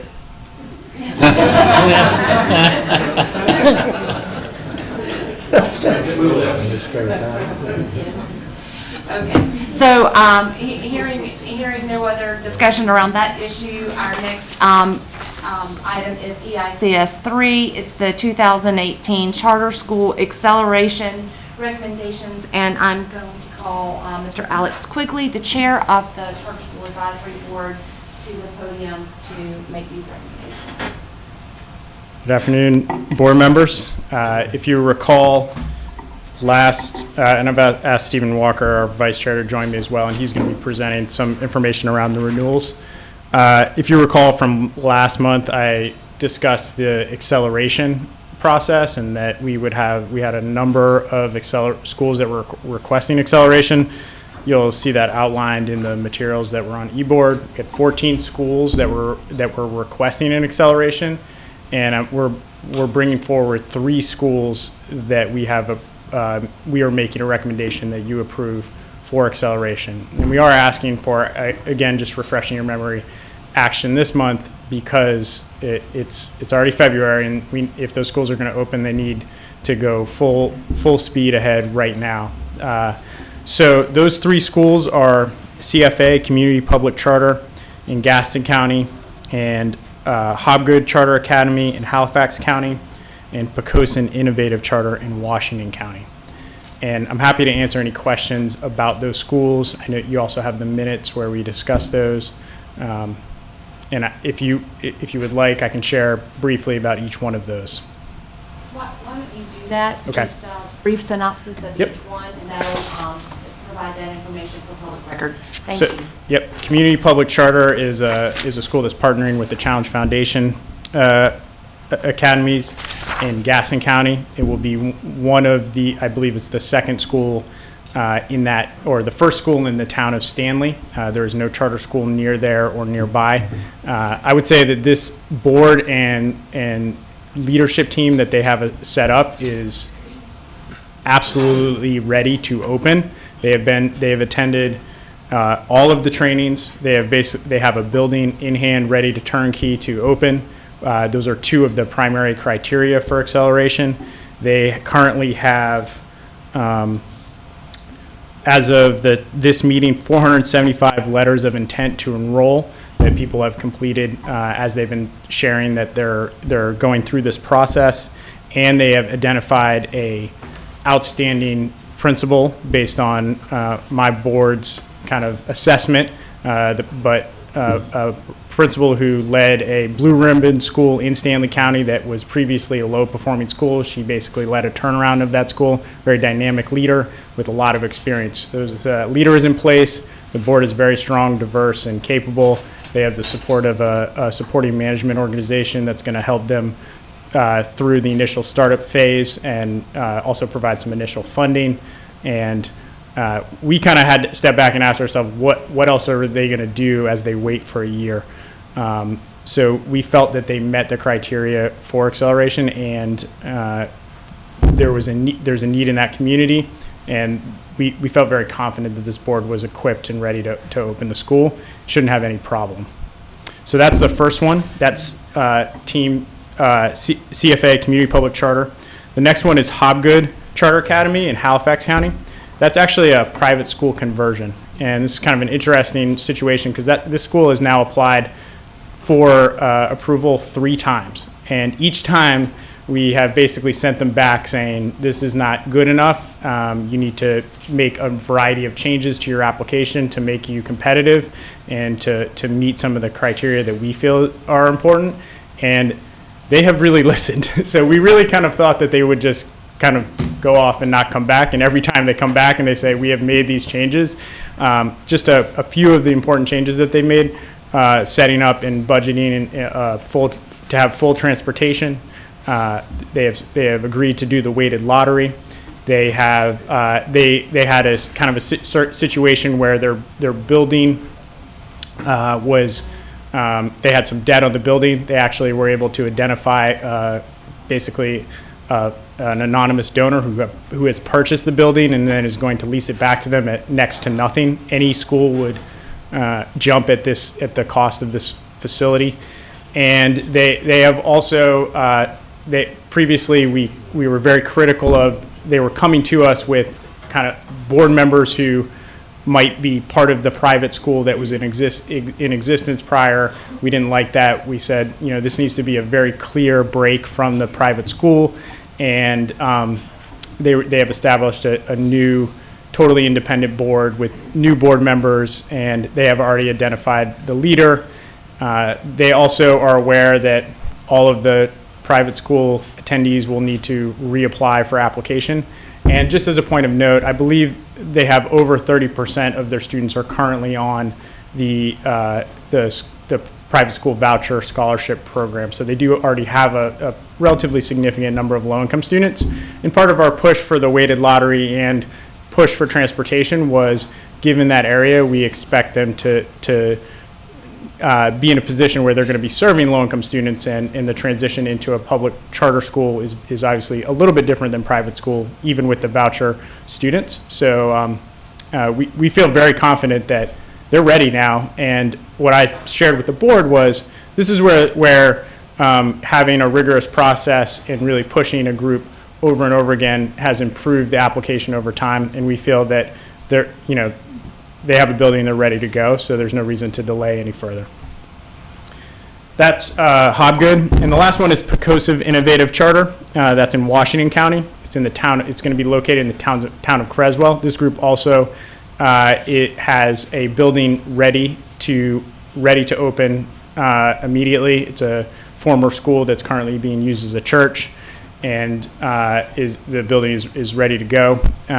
They have support from the community. The mayor of Creswell is on the board and kind of spoke very compellingly about the need for the school in this community. Creswell is a population is a town based on everything that we heard in the meeting. A lot of parents are sending their students. Students are going a far distance from the town. There used to be a high school in the town. There is no longer a high school. There was a possibility that there was an elementary school, the Creswell Elementary, that it looked like that was also going to be closed, and I think that's part of the impetus for this group wanting to come together to initiate a K-8 charter school. They just right now, as of the meeting, they have 145 letters of intent already, and again, their facility is ready to go. They haven't yet identified their leader, but we've impressed upon them the importance of doing that immediately. And this would be the first charter school in Washington County. So we felt that was very compelling to us as a board. So those are the three that we felt were worthy of acceleration, and we asked for your approval for those. And I know the Office of Charter Schools is going to work very closely to ensure that over the next few months that these schools, if you approve them, are ready to open. Thank you for that presentation and background information on the 3 of the 14 that applied. There were some who had interviews who this board deemed not ready for acceleration, but perhaps would be ready to open with that additional year. But these are the 3 that they're recommending to us to be ready for this coming school year. Dr. Oxendine. Thank you very much. Mr. Quigley, talk to me about when an applicant says my school building is ready to go, ready to open, do you take a look at the building? They submit sketches pictures or something? Yeah, they submit pictures. We've asked them to submit a proposed CO. In most cases, there is,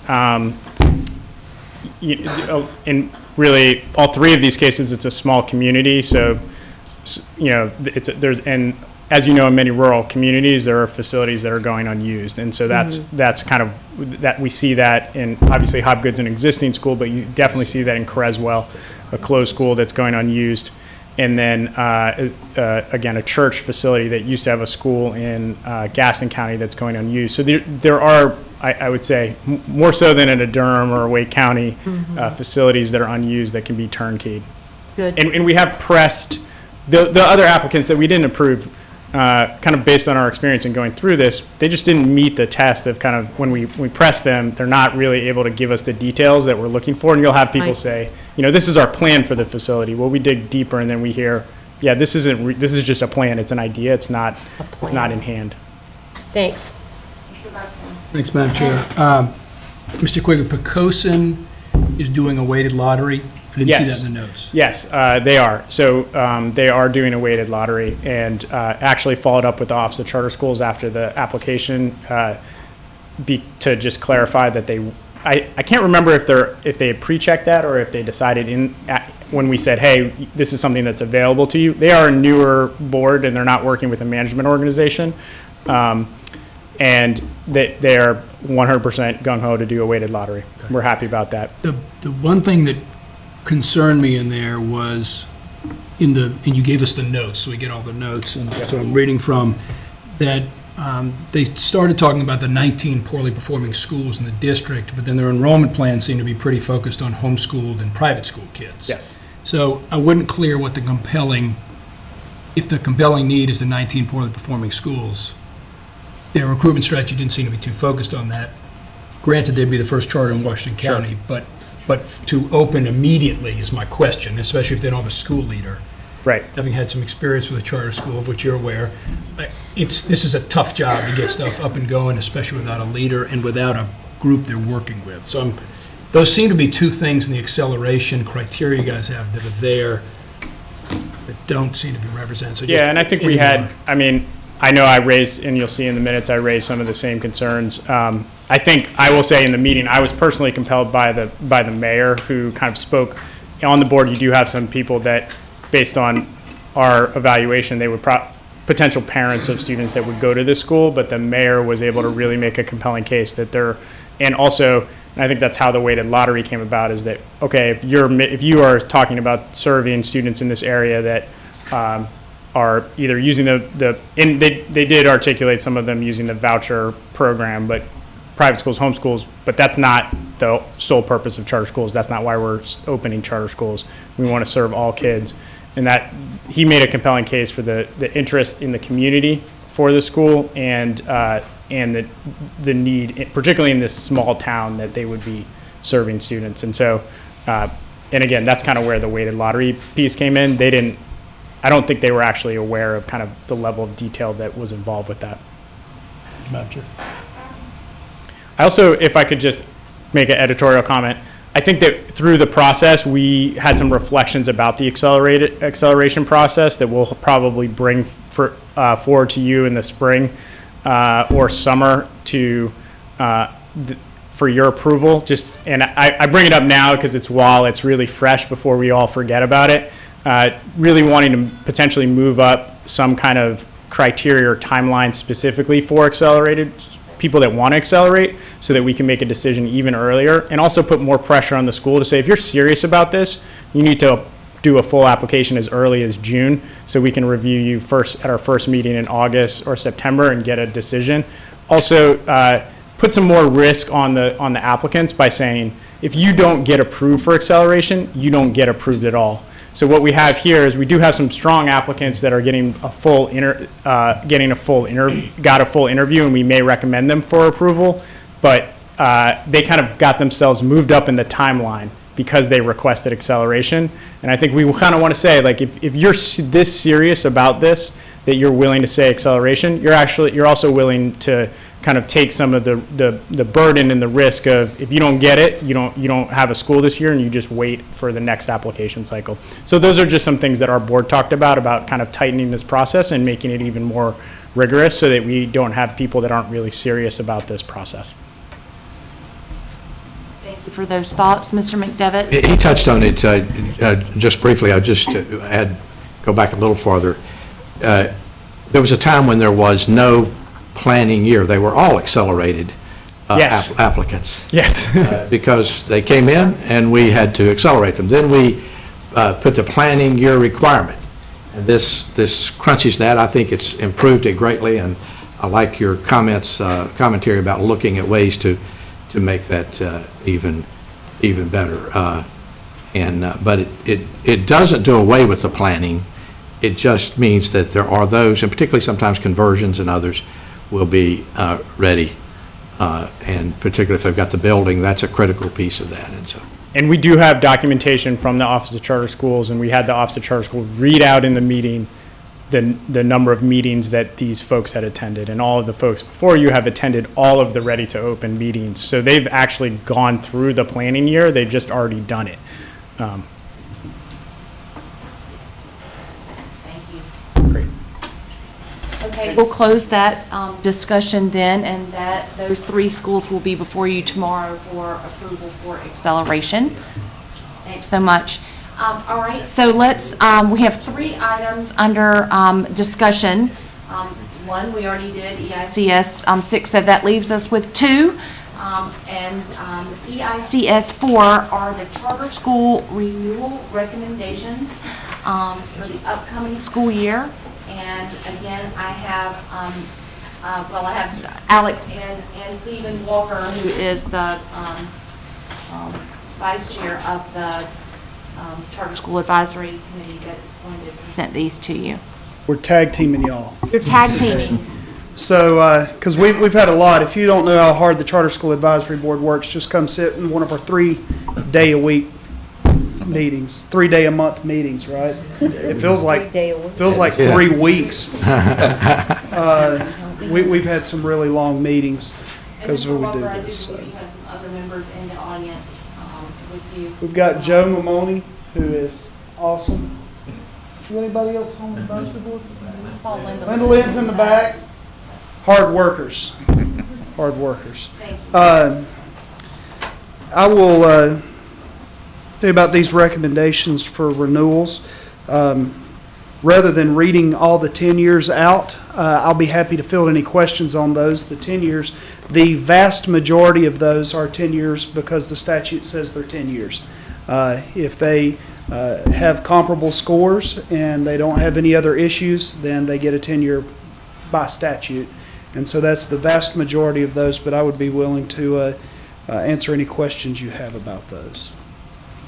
Mr. Walker, I'll start the conversation because there's been quite a bit of dialogue about at least 2 of the schools that have been recommended for a 10-year renewal, and specifically those 2 are Stewart Creek and Commonwealth High School. For the public's knowledge, these are 2 alternative learning schools in the Charlotte-Mecklenburg area.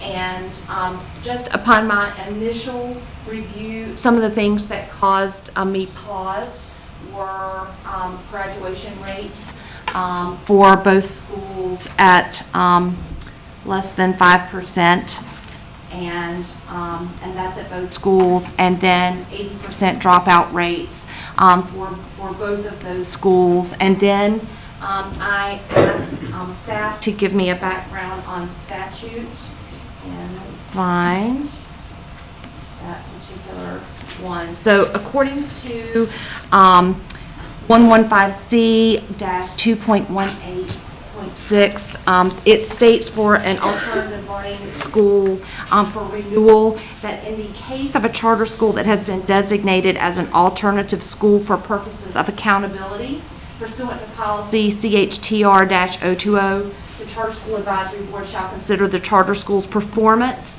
under the accountability model approved by the school pursuant to ACCT-038. So when I looked at that, and then I looked at the 10-year renewal guideline, which 10 years says, just for the board's purview, no current significant compliance issues, which they did not. Right.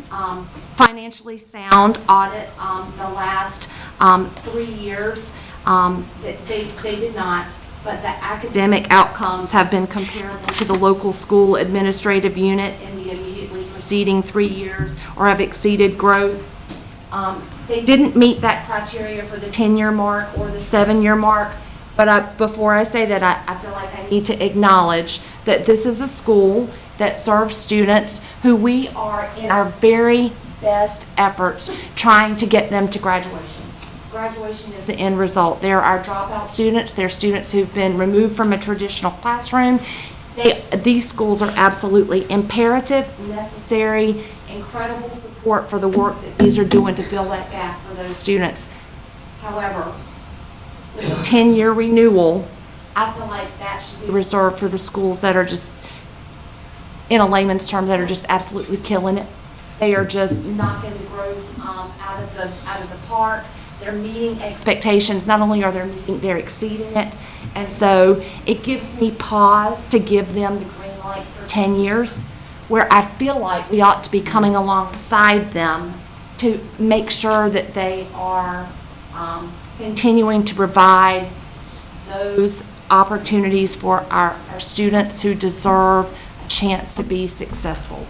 And I looked back in the CSAB notes, I looked at staff's recommendation for a 5-year. So those are my comments on the concerns for these two. Does anyone else at the board table want to make a comment based on things that you've shared with me, either in person or not? Again, I want to express my strong support for what these schools are doing and the importance and the necessity of them, but a little bit of a pause for giving them a 10-year green light. And I can address. That expresses mine. I mean, I can address that, if I might. Okay.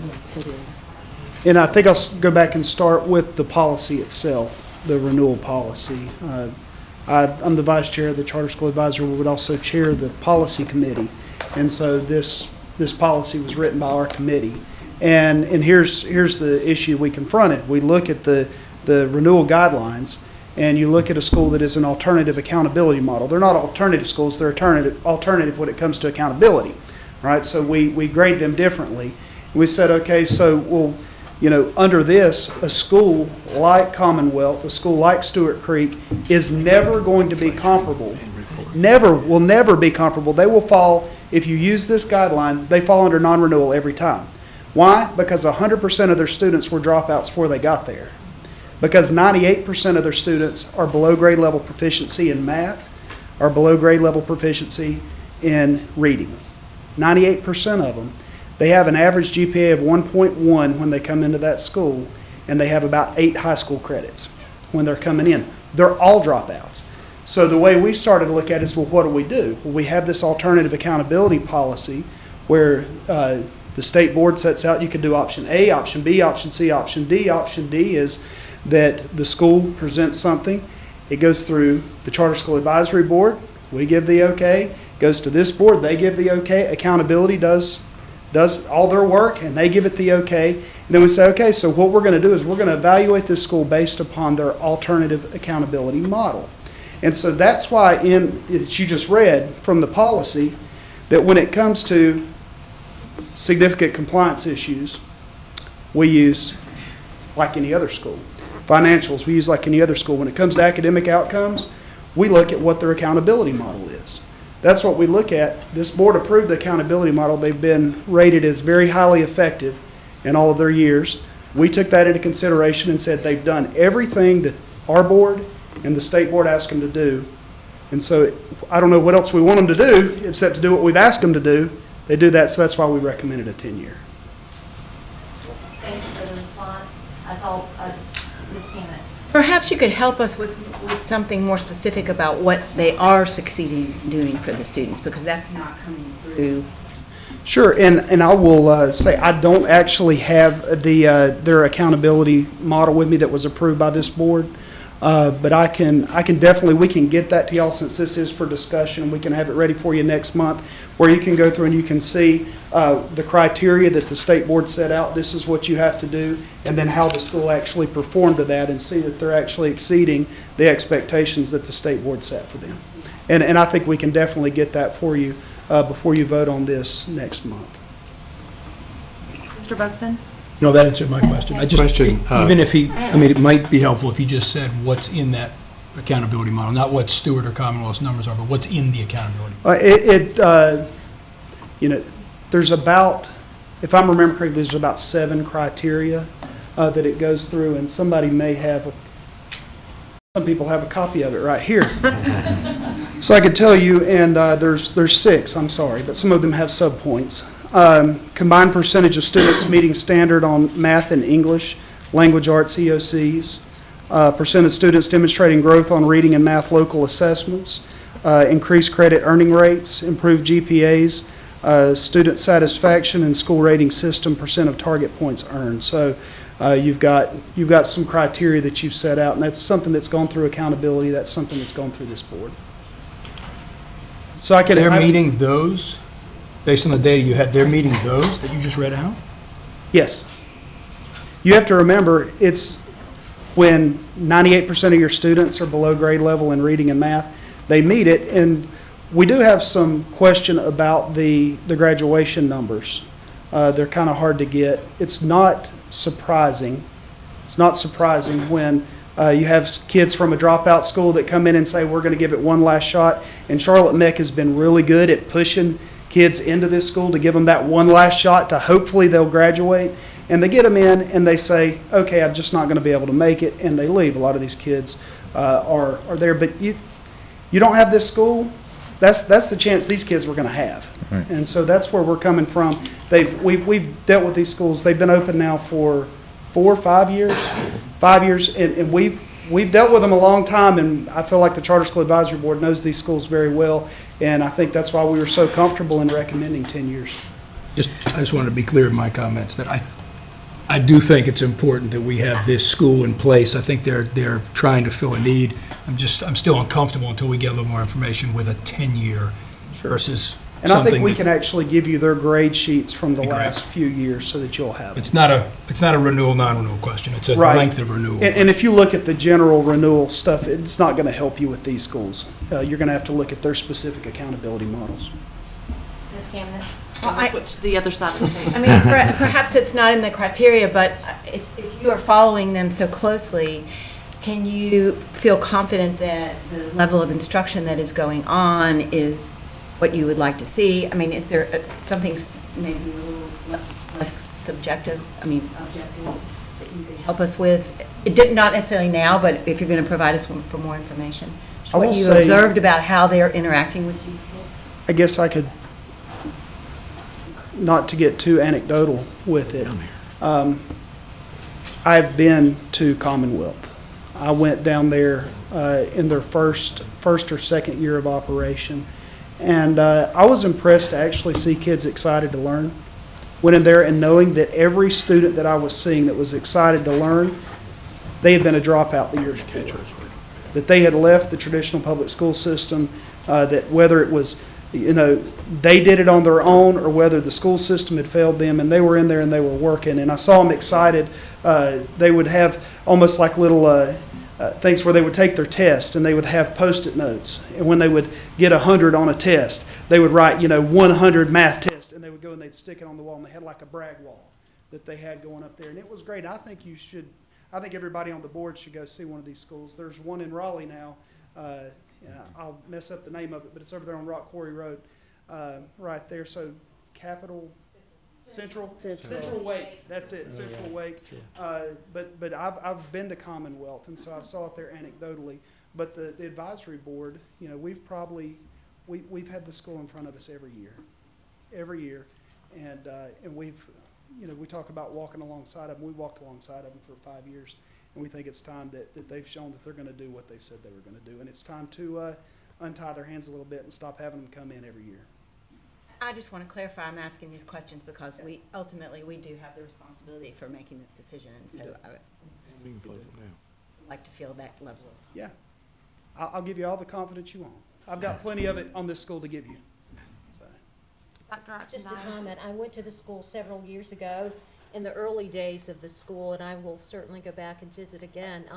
My question is this, not a question, it seems to be a moot point to me. If this school is eligible for a 10-year renewal based on an accountability model that we have approved, and Mr. Walker seems to be making that case, then I would have to vote in favor of the renewal. I know that staff's evaluation, it qualifies for a 5-year renewal. So, maybe we could get better clarity about the jump between Well, the whatever staff the- yeah. recommendation and then the jump from the 7 to the 10. So, The strength in the argument, though, is they're following an accountability model that this state board has approved for them. An alternative accountability model, is that correct? Yes. I'll ask Mr. Machado or, to comment on that. Are you asking me why staff recommended a 5-year? Yes, sir. Obviously, you don't want to undermine my CSAB board members, but staff, we just felt like the graduation rate wasn't strong enough, and we recommended a 5-year window. Let's see if they can get it up a little bit, and then we would be comfortable with the 10. But that was our thought when we made that recommendation. And so, Mr. Walker, perhaps next month when you come back to us, if you can give us some more data around that graduation rate that would have caused the jump from, and again, I'm looking at the renewal rate. It qualifies for the 5-year. And so if you can provide the additional data to substantiate the jump to the 10 years, that would help give us context. Yep, we can do Again, that. Don't hear us saying we're not supportive of the schools and the work that they're doing and the necessity of it. We just want to make sure that we're providing the correct oversight. And I can answer part of that question now, and then I'll be quiet on this. I think Alex gave me the hard one. But I will say the reason we didn't consider graduation rates, because that's not part of the state board's alternative accountability model they approved. If it was part of it, we would have considered it. So when we were considering what their scores were, we considered what this board approved. So we were following your lead. So be happy to answer any other questions about any of the other 10-year schools. Any other questions about Stewart Creek or Commonwealth? Yes, ma'am. I think that what I'm going to say is just supportive of what you just said, which is, I'm supportive of the school. I've been to Commonwealth, I've been to Central Wake. I know that they have a niche that is important to fill. And I'd support a 5-year renewal because that gives you an opportunity to come back in 5 years and tell us kind of how it's going and a check-in that is going to be good for us to hear. I'm assuming things will continue to get better and the students will continue to be well served there. I don't have any problem as a board to Jill's point. We bear the responsibility here for this, and so checking back in 5 years, especially knowing that staff recommended that, I would fully support. Mr. McDevitt. We had some commentary earlier about LEA input, and I think you referenced this a bit. I think of all of the, whether it's a renewal or a new one or whatever, it may be the only ones where we're going to have LEAs who write in and say we support this this recommendation, and so I see nods. Whether it's 5 years or 10 years, I will ask this question: do we have provision to allow a charter to come in at mid-cycle and ask for the extension? Can they come in after 3 years and ask for the 10 years? Or do we, or is that something the Charter School Advisory Board ought to consider in this case, so that there's a rolling contract out there as some of the coaches get? They get that extension out there. I'll say we've tried that in the past, and it hasn't worked out as well as we thought it would. We've done that with a few schools where we've said, okay, it's a 3-year renewal, but if you meet certain benchmarks, then that can be converted into a 7 and to a 10. And we've ended up having to sit beside Tiffany and Stephanie in administrative hearings over those a few times. Sure. So don't know if that's the best way to go. Yeah, no, that's fine. That's good input. So anyway, back to the LEA thing. I think this one's one that, and I've been to one of those, and it's just an unusual fit for this, for the model. It is 5 years. Can move on to the 7-year schools if we're ready for that. I have one more question about a 10-year school. Okay. I just want to make a comment. Sure. A Research Triangle Charter has been recommended for 10 years, and just in looking at some of of the data. It was the only school out of all that you recommended for tenure renewal that had a performance rating this year of a D. And so, I looked at as far back as 2013 and 14, they had a D, then they had 3 consecutive years of C's with growth being exceeded, met, and then this year they had a not met, and with a growth index of a negative 2.63. So that sort of, it just gave me pause because I think it spoke to trend, and they did have a financial issue that was reviewed by Ms. Schaus, and it was resolved. They are performing above the county proficiency by about like 1.5%, but just it was the only school out of the 10 that had a school performance grade this year of a D. Do you have any comment on that? I do. Research Triangle Charter is guaranteed a 10-year renewal under the statute. So that's more one building over. That we have they're outperforming the LEA they're in. They're performing higher than Durham County Public Schools, and so if they've met that, they've met it. Our hands are tied. I understand that. So it makes me, again, for that, just my personal opinion about tenure renewals and the stamp of approval for the best of the best, the highest flying, the ones where there are no financial comp plan. And so when I see a school with a D, it sort of gives me a pause. I'm looking at trends. But I understand that they met the criteria set forth by this board, and with the renewal recommendations for the board's interest, they did receive a D this year. Anybody have a comment, question? It was more the legislature's Right. requirement than this board's. Yeah, it was the legislature's criteria, not the board. I have another question, if I might, Ms. White. Yes, sir. Yes, ma'am. Formalities. Dr. Just throw them all out. It's 4 o'clock and we're at the 2:10 section, so. It's that time of the day. My question, going back to the accountability model, so I'm really stuck on that now. Because when you apply for whatever the length of time renewal, 5, 7, 10, when a charter makes application for that, if that's the process, is there a statement that we are within the scope of the accountability model approved by the State Board of Education? Almost every school is going to just be under a standard accountability model. They have to specifically apply for an alternative accountability model. Right. Right. But is that stated in the, I think that's an important piece for us to know. It is in the application when they come in, it's got a box they could check, do you believe you'd be an alternative accountability model school? Yeah. Because if they are. First, they have to be approved as an alternative school, and then their accountability model gets approved by the accountability department, so, division. But they have to be an alternative school first, and then you can get an alternative accountability model. It just seems to be a. Charter school couldn't decide they wanted to use a different accountability model unless they had. Seems to be a very. Very strict guideline of what qualifies as an alternative school. I think that's a very good first step to check off. Questions? The school that you have for the 7-year? Pioneer Springs Community. We had very little discussion about it because it fit clearly in the guidelines for a 7. And then. Questions on that? Okay, 5 years? Then our 5-year was Capital Encore Academy, and same boat there. Questions, colleagues? Okay, and then the schools that have been recommended for 3-year renewal?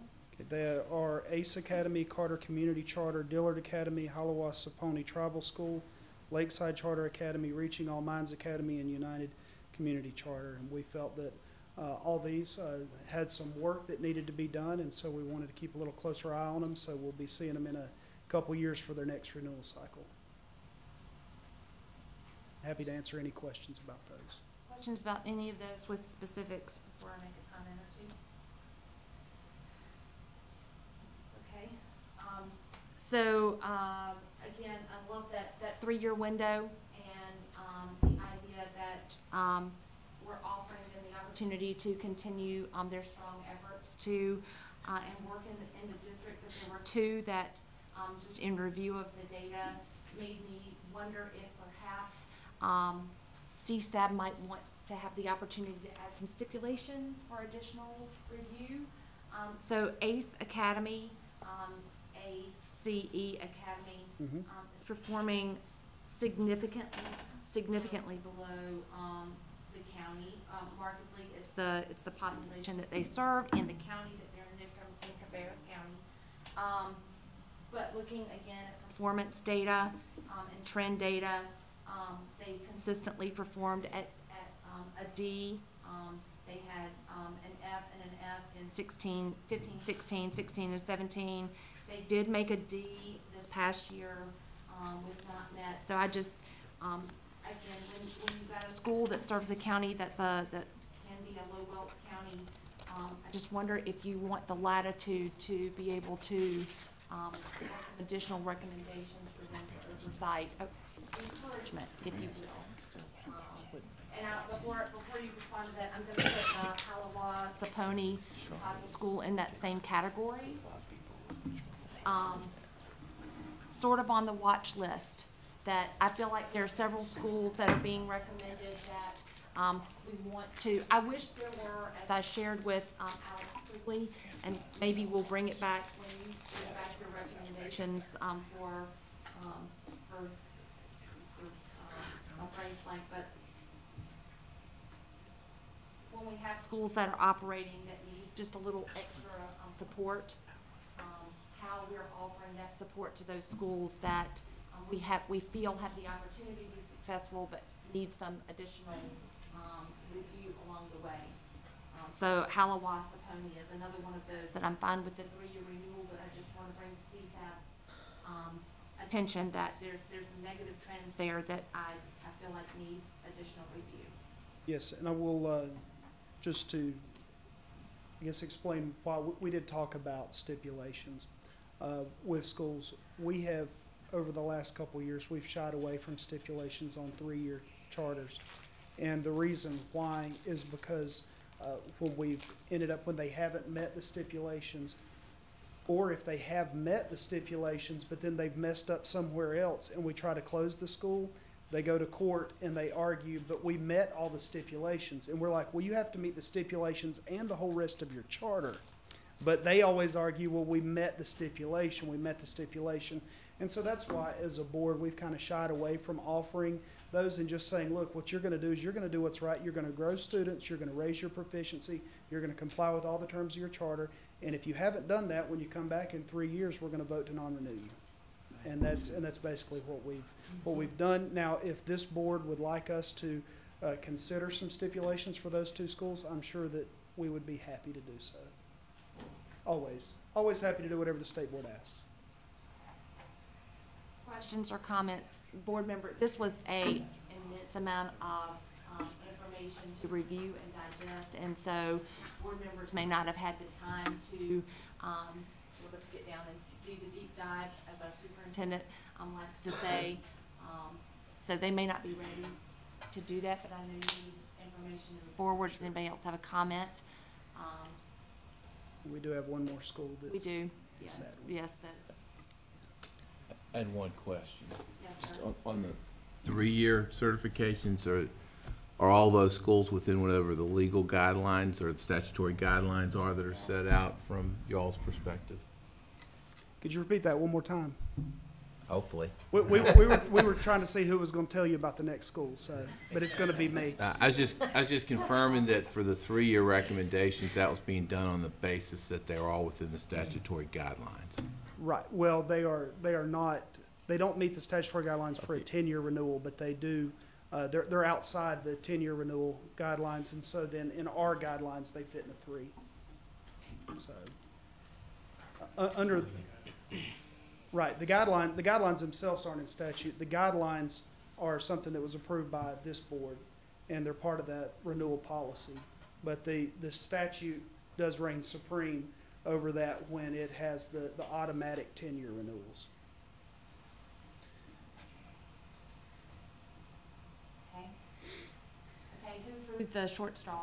It's me. Congratulations. I was already prepped because I figured I was going to do it. So we have one school that we're recommending for non-renewal, and that is Charlotte Learning Academy. The school has been open for 4 years. It's never had a grade higher than an F. It's failed to meet growth the last 3 years. 17-18 grade level proficiency was 17.9%. If my math is correct, that means that of their 260 students, only 47 of them tested at grade level. Last year, the school's grade level proficiency score was 42% below Charlotte Mecklenburg's. The school did no better among economically disadvantaged students, being 26.7% behind Charlotte Meck, and among black students, the school was 28.6% behind Charlotte Meck. The school's continually low performing, has always been continually low performing, has been low performing until they had enough data to be continually low performing. They've been continually low performing since, and they show no signs of ever becoming successful. And so we have recommended a non-renewal. Not even close. It's just not close. Mr. Ford. So much. So yeah, pretty glaring data, right? It's obvious why that recommendation came down. Has anybody from the advisory board from the charter school office been to do like a visit or a needs assessment of Charlotte within like the last year or so? Well, they would have done a site visit, and I'll let Dave Machado talk about that. Yeah, we have made what we call a risk assessment site visit to this school at least twice, and we have a report back to them what we found and what we recommended.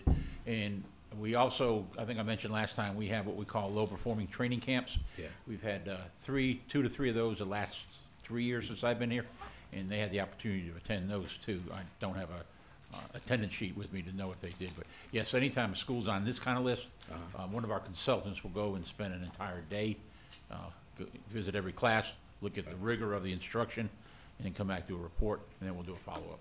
So they've been visited at least twice the last 2 years that I know of since I've been here. So I didn't know much about the school at all. Didn't know where it was at. I actually went and visited just yesterday.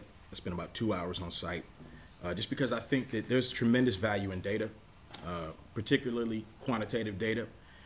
But I mean, as we all know, it doesn't tell the whole story, right? I mean, there's plenty of nuance and things beneath the surface that don't necessarily appear. And I got to tell you that for me, it was a clear-cut case. I was like, wow, that's really dismal, until I showed up. I saw a lot of different things that were surprising.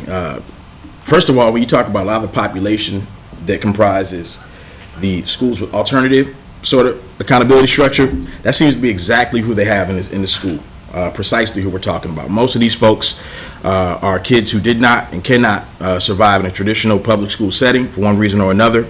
Tremendous amount of community trauma, all the contextual factors that go along with what we consider to be at-risk students, quote unquote, are there. They're prominent. Some other pieces that don't necessarily show up with them is that they provide transportation. They provide free lunch and breakfast. 100% just about of their students are CEP. So we're talking about low-income students. And the thing that's particularly interesting to me that I was surprised by and I knew something was up was when you look at the graduation rate. Yeah. You know, certainly low performing, and you think to yourself, these kids are clearly not college and career ready, right? They're not at 4 and above, and yet they're graduating their kids are going to college, and a lot of the graduates are persisting in college. So it tells me something's up. I don't necessarily know what, but something's up that needs to be investigated further. And so in a similar fashion to what we did with Carver Heights, right, when we had kind of the high stakes decision to make there, I would like a little more information that I did not see just from looking at, this data bite right here about what's happening contextually. Is there a way we can descend upon there, send a team to kind of do interviews or, talk with folks? I just need a little more information to feel comfortable, because I had enough questions that were raised there. I mean, they're part of Schools That Lead, a 3-year program, right? School network school improvement project. They're in their first year of that. It's going to be hard to see them turn anything around. I'm in favor of equitable education, particularly the group and the demographic that they are serving. Let me be clear. I live in Charlotte. A lot of these are probably kids that I taught. Right? Some of them recognized me when I stepped in there. So I believe in high expectations. I really, because nobody's chomping at the bit to teach these kids, if we're being honest. I really want to make sure that whatever we do, it's fair and it's equitable to this institution. So is there a way that we can get some more information that's qualitative in nature? and combine that with what we have here and then kind of render a decision at a later date? I think we can see what we can get you between now and then, and I think the experience of the Charter School Advisory Board has been, we've got a lot of school leaders that sit on our board that have schools that are exactly like what you described, but they're not performing at 17.9% grade level proficiency. They're not getting Fs. They're getting Bs. They're getting Cs. They're like Henderson Collegiate. They're getting A+NG and getting Title I awards. That's what they're doing. And so, yeah, there's a lot more that goes into the school, but if the school's not for learning, I don't know what it's for. I think that's really the main concern that we have, is that charter schools, we don't have as much regulation as a traditional public school. But what we have is we have accountability. And I mean a lot of accountability. I've been to a lot of state board meetings, never seen a traditional public school shut down for lack of performance. Charter schools, see them shut down for lack of performance because they have real accountability. Regulation, accountability is something totally different. And I think this school, just not cutting it. Just not cutting it. I mean, I think we can go, and there's going to be a good story at every school. There's going to be a good story at every school. But that doesn't mean that, you know, if you got 17.9% at grade level proficiency, that's good. Those students probably are going to be okay when they get out. But I'm concerned about the other 82.1% that are apparently graduating below grade level proficiency. Right. So graduation Yeah, speaks but to I think we can give you that as much. We'll give you as much information as you need to make a decision, as much as we can get. And I'm sure that the Office of Charter Schools will give you anything that's within their power to get you. Right. Including the qualitative stuff, perhaps? I think whatever they can get, they'll give you, I'm sure. All right. Just tell Dave, he'll do it. Or he'll tell somebody in his office to do it. All right. Also of note for this particular school, they have some unresolved financial issues that have been consistent. And that financial piece, because they are a different model. Right. And we do trust them to use those dollars in a fiduciary wise manner, and when there's consistency of unresolved issues, then it sort of makes you go, So I was going to ask, if I could, I was going to ask about that. So the rubric that guides whether we make renewals or not, right? For 3-year, 5-year, 7, and 10.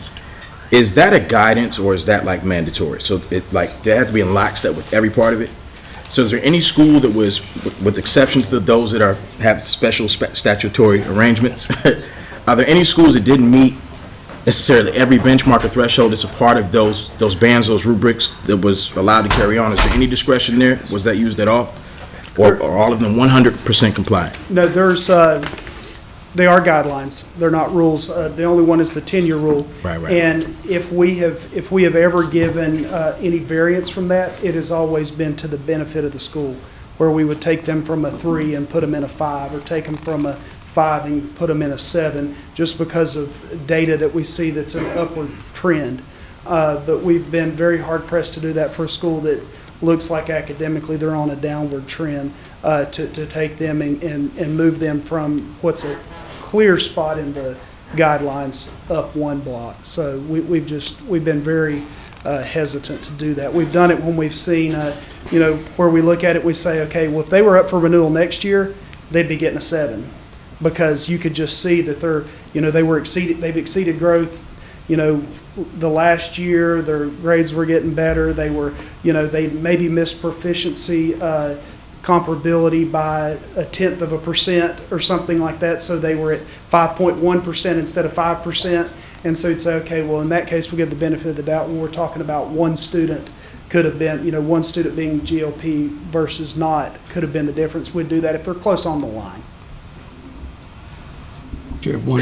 Mr. Buxton. Out of an abundance of respect for Mr. Ford and his background and knowledge, and given who is at the school, why Charlotte Learning Academy not have an alternative accountability arrangement? They have never requested an alternative accountability model. Because it strikes me that if they did, you'd be standing here telling us why they should have a 10-year renewal and they're doing as well as anything we ask. Absolutely. So I don't know if they would qualify for an alternative accountability model under the state board's policy. It is very difficult unless you are a residential school, which means that you've got orphans or foster care students, or you're a dropout prevention school. Basically, if you're not that, you are not going to be an alternative accountability model under this board's policy. So Madam Chair, the contrast is really striking here, especially if we're going to move forward on a non-renewal for Charlotte Learning Academy, that we would be doing a 10-year for a school whose data is much worse and with a similar population. So I understand all the potential statutory issues that will get ironed out, but just kind of striking presentation. Sort of, perhaps we need to have that issue as a separate discussion a little bit later, once we get this particular round of renewals under our belt. But that is an item that, with further discussion and maybe some amendments along the way, would give CSAB more flexibility and maybe less heartburn and us a little better clarity. But I have to absolutely thank and commend you and your board on the work that's been done. If you haven't had a chance to read the attachment related to this item, you have a 46-page document full of minutes where these folks who have jobs outside of this arena spent 3 days of deliberation. I think you have 2 schools that you still have not. You'll discuss at your February meeting. So an immense amount of work was done by them to get this information to us in order for us to make a decision. And if we don't show our appreciation for that, we've done a giant misstep. So thank you. Thank you for allowing me to ask the hard questions.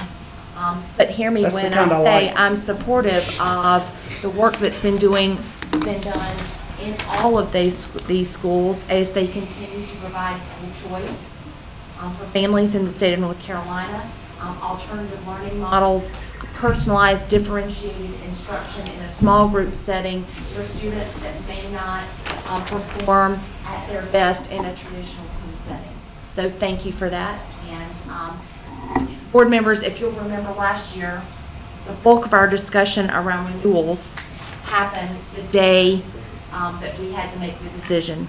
So you've done a yeoman's work today, getting some of those questions to the table to allow staff to be able to respond in the hope that by the time we come back for our March meeting, that any issues of clarity have been resolved and you'll be able to make a decision confidently with the recommendations for renewals that have been made for the schools on this year's slate. Anybody else? Do you win an award for the longest presentation? Every month. I thought I was pretty close on that. I jokingly said I was going to take 45 minutes. I didn't really mean to. So thank y'all. I'm feeling better. I have one more thing to add to the list if you can help us with, because I share James's sort of head-scratching concern over these numbers. And also, we've been hearing a lot from parents and whose children are in the school, and there's an investment, obviously.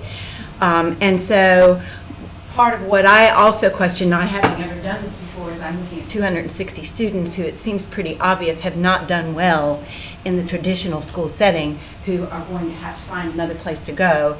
And I fear for what their future is going to be if we don't help them figure something out. So, I mean, I was sort of questioning why couldn't, is an alternative a possibility, but I'd like to see us embrace these kids somehow and figure out how to help the situation. That's probably naive, but I don't know if you could think about if there's anything that. No, we'll be happy. We'd be happy to take a look at the alternative policy as we go forward, as we try to, over the summer, look at some stuff on how to change the alternative policy. Just, you know, the last thing I'll say about this school is our concern going forward is if this school gets anything besides a non-renewal, we can forget ever closing a charter school again, because every one of them will go to court and say, well, you didn't close Charlotte Learning, and they were a lot worse than we were. So, I mean, that's where we're going to be, and so that's a concern that we have. Can I ask for one last piece of information? Last piece. Are there any Charlotte-Mecklenburg alternative schools that serve these kinds of students? And if so, what are their results look like, just so we have some sense of comparison, if there is one? I would have no idea about that, about Charlotte Meck, but I'm sure that somebody at DPI probably knows. I'm not talking about Just- district school. I don't know about district school. I just want a couple things. One, I think it's important that we not, these schools are different under different models. And it's just important that we look at that distinction and really, and if they want to, we did not talk to them about going through an alternative accountability model. We actually have another school that we are, is very close to considering. We have discussed revocation for that school and encourage them to consider the alternative accountability model. They are similar in that they are also a 6 to 12 school, also serving at-risk students who are, but in that study, they're seeing that there's a high bar to meet that alternative designation. And I think this school may end up facing that same issue. And I think it is important that, to Stephen's point, we trade autonomy for accountability. And if we, and I feel you, I run a school that is a CEP, 100% low-income children. We bus, we provide transportation, and if we were not making growth for 3 straight years, I would be up here recommending to close the school down myself. Or I would shut it. I would tell the board, you need to close this school, because the school students are going, there are other options in the community, whether Durham, Charlotte, Wake County, there are traditional public schools that are doing better by kids, or other charter schools that are doing better by kids. And I just think it's important that if we're gonna, we could risk the setting a precedent, to Stephen's point, where how are we gonna, there are schools that need to be held to a high bar, that we need to consider non-renewal or even revocation if they are not making the grade. Superintendent Johnson has said that himself. And so we need to be very careful, I think, about, it is easy to get, every school has a story that will absolutely make you an emotional wreck out of you after you walk out of these meetings that we have with them, because it's about people. And so I think but it's also about the data that we're looking at. So I would just encourage us to think about that, and also think about, okay, there are two different school models that we're talking about, and two different accountability models that we're talking about. So, all right, thank you all. All right, and one last item for today's agenda for our committee, and that's EICS 5, and this is Discovery Charter's request for temporary relocation and enrollment. And Dave Machado is going to come to the podium and explain to us why they're coming to the board for approval for this request. Okay, and before I discuss that, to your question, we do have a closure process. So when a school does close, we send a team down and we talk about counseling the kids into other schools. We make sure the records go to the proper schools. We make sure all the assets are returned to where they need to be returned to. We usually try to bring FBS with us. So there is a procedure that we do. We don't say you close and go figure it out. So I want to make sure you did do it. Is part of that advising on assumption schools too? I mean, There was no discussion on assumption for this school. I'm talking about this one. I'm talking about when you're part of your closure plan. Is there an opportunity to look at that? You said you had a closure process. Right. I'm assuming there's some other entity that might come in and assume that school. Two separate issues. Nobody has asked us about it. The board hasn't asked us about it. And I don't know if CSAP has the appetite right now for another assumption until we see how our other one goes. Okay, Discovery Charter School was approved to open in 2016. They are currently in their second year delay. They're asking for an amendment to their charter to move to a temporary location, which is about 10 miles away from their original location. The location that they're going to move into has housed 2 other charter schools before, so the building does have an educational certificate of occupancy. The landlord has agreed to lease this building to them for 2 years, and if their permanent site is not available after 2 years, that they continue to one-to-one. I want to make sure everybody realizes on this board that the lease that was signed with Discovery and the landlord was pending state board approval. So they didn't enter into an agreement without state board approval.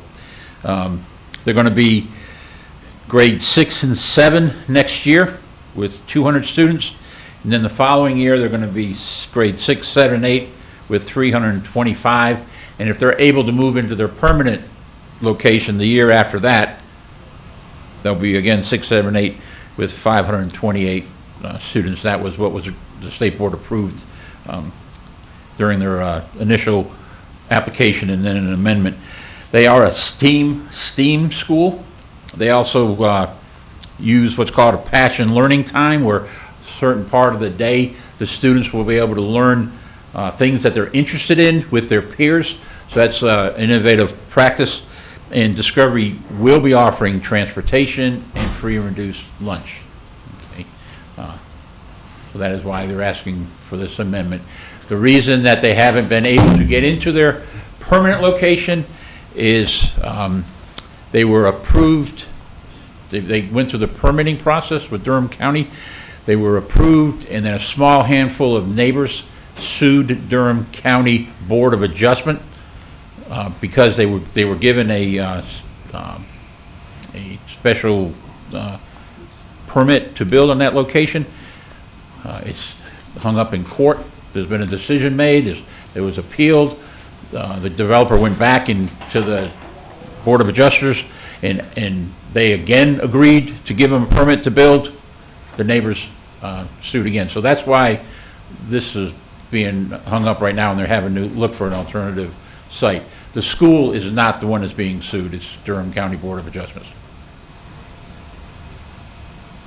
Questions from my colleagues about this particular? Okay, Ms. Candace. We talked about this in committee, and I still can't quite get it straight in my head. When you look at the grade levels and the total projected student enrollment, they're starting with 6. If they open next year, they'll be grade 6 and 7 with 200 kids. Is that correct? Correct. And then the following year, 2021, they would be 6, 7, and 8 with how many kids? 325. So I'm having trouble because in the narrative above it says that the facility is not large enough to open with 325. So The building is large enough. The narrative you're reading isn't what we produced. The building is large enough to house 325 students, okay. yes. It is not large enough to house the 528 in their third year. So if they are not able to go into their permanent site, they will not expand extra sections in grade 6, 7, and 8. So the chart doesn't agree with the narrative. Yes, sir, Mr. Ford. I'm sorry, I could tell Tony you ready to get out of here. So. We were supposed to have a bathroom break at 2:50. Oh man, what's the nature of maybe you can't elaborate on this. What's the nature of the contention between the Durham Board of Education and what is I'm not clear on what the nature of that issue is. I know we talked about board diversity and some other things, but I just want more information on that, and figured I'd lift it up. I don't think I'm the one that can answer that question. I do know that Durham School Board and Durham County and the City of Durham are not advocates or fans of charter schools, and but I don't know the details. I probably, I have an idea, but that's fine. That's fine. It was, perhaps I can elaborate, and it might cloud the issue, but it sort of goes back to that idea about an impact statement, and the impact statement was provided, but this is the charter, or the approval of the charter is not what's in question. That was approved by our board previously. They just need to relocate because their initial location is tied up in court. They're not their school body, but the Durham County Board of Adjustments is in a legal battle with the neighbors who, perhaps I'm speaking in broader terms, but would probably prefer not to have a school in that particular location. That's why neighbors usually lobby. They don't want a Big Lots or a Dollar General or a mall or whatever, on their corner. And this particular group. Yes, Yes, ma'am. I believe the the original chartered location was some distance away from now where they're going to be. And the school the space where they're going to occupy, there's another middle school about a mile away, which wouldn't be the case if they were in their original spot. Right, and their intention is to go back to their original location that, once they can get the legal part done. Statute says that if a charter school relocates more than 5 miles, it must get state board approval to do that. So that's why we're bringing it in front of you now. Okay. Thank you for trying to clean it up. Questions? Okay, thank you very much. Mr. Chair, that concludes my education, innovation, and charter school report. Thank you, Ms. White. We'll now take our 2:50 break, and we'll be back at 4:50. Okay, reconvene at 4:50. Thank you, Amy, for going longer than I did. The thing is, you can't every month.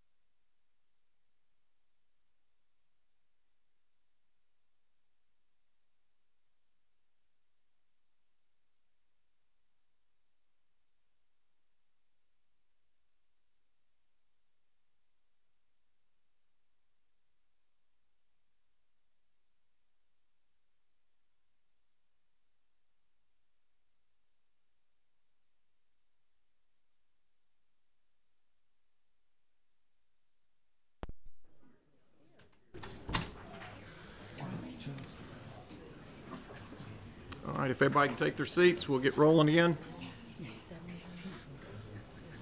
So before we turn to our last meeting of the day, I'd like to take just a moment and make an announcement. You know, given the challenges that our districts and schools face, which can be translated into opportunities for us, and given some recent decisions around the Innovative School District, we've determined that it's in our best interest to form a special committee to focus on school and district turnaround. And I've asked Ms. White to chair that committee and Mr. Buxton to be vice chair.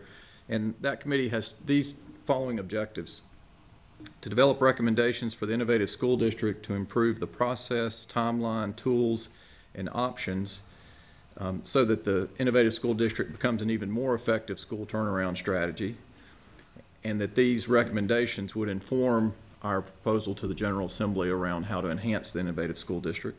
And then 2, to create a comprehensive, integrated approach to school turnaround. This approach should leverage but not be limited to current options such as restart schools, renewal district, ISD, and so forth. Successful past practices in North Carolina and other states should be considered, as well as how best to leverage the regional support structure in supporting schools and districts. We just need a comprehensive approach to helping all schools and districts improve the quality of education for their children, leveraging some of these different or separate policies that we currently have in place. So, Ms. White, Mr. Buxton, we so appreciate your leadership on this. We understand you've already hit the ground running and have some good work underway, and so we look forward to hearing more from you in March. Okay, thank you. We're now to our last committee of the day, which is our Business Operations Committee, and I'll turn to our Vice Chair, Mr. Duncan. Along with Todd Chastain, we lead the Business Operations Committee, and we have a few items tonight. Let me start with, I guess I can barely say tonight. Just as a reminder, we have consent agenda item, one of them, which is for the board, is a standard consent agenda item involving identification of NCLEA finance officers and providing authorization for them. That will be on tomorrow's consent agenda. Our first action on first reading item is the local administrative unit's teacher compensation models. You will recall at the last meeting we selected 4 districts to be included under this approach, and Dr. Tom Tomberlin is going to talk about the budget approval approach. We actually have 2 options set out, and he will review how to best fund these 4 LEAs that we have selected and lead the board in that discussion. Good afternoon. So as Vice Chair Duncan stated, the 4 LEAs that you approved for funding last month, we've reviewed their budget proposals and have given you 2 options for funding their work. The first one relies on ADM of the school districts to prorate the funding across the 4 LEAs. That would give Lexington City, the largest of the districts, the larger share, and then everyone, we just go from there, the equal shares. Everyone is a little underfunded in that model, except in year 3 for Bertie County. Their grant kind of slopes off, so we funded them fully and then reallocated the rest of those funds to the other districts. This is analogous to the way we did it the first time. The first time, of course, we did this, we had the challenge of having Charlotte Mecken in the system. That didn't allow, they would have swallowed up all the money if we had done it that way, so we had to think creatively. But this is more in line with the way we funded it in the past. And then, of course, option 2, just you could divide the money equally between the 4 LEAs. And as we talked about in committee, do you have a recommendation to the board to make as between these 2 options, having studied it? I think option 1 is probably the best option since we've gone on that path before. The districts are close enough in size that you don't have to worry about one of the districts kind of taking the lion's share of the funding, and so it seems the most equitable approach. All right, with that, open it up for comments or questions.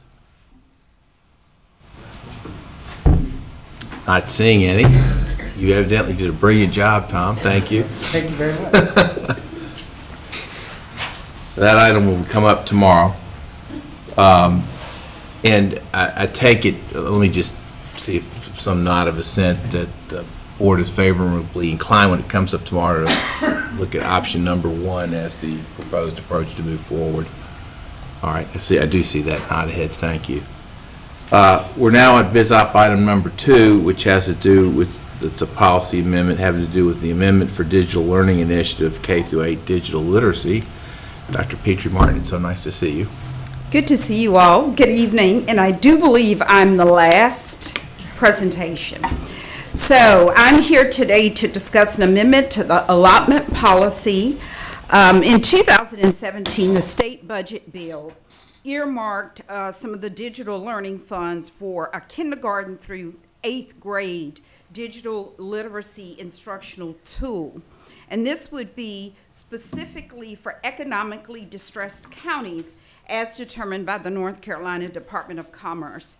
The digital literacy skills that our students would learn with this tool could be anything from web browsing, email, online communication, visual mapping, word processing, and several things that they would learn using this tool.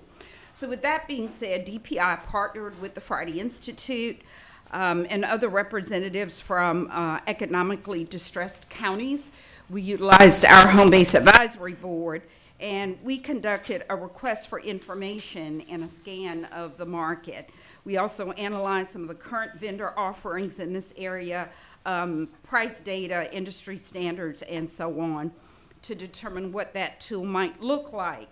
So we have now presented a project plan to DIT, and part of that plan would be to obviously execute a state-level convenience contract, really for all of our LEAs or charters to be able to use, but to allot the earmarked funding specifically for the economically distressed counties, which is why we need a revision to the allotment policy to be able to do that. We are asking for this action on first read, so that we could get the funds out to our school districts so that they could actually begin to use that money this school year, and that would be prior to any fund reversions that might occur at the end of this fiscal year. So I'm going to pause here to see if there are any comments. Any comments or questions?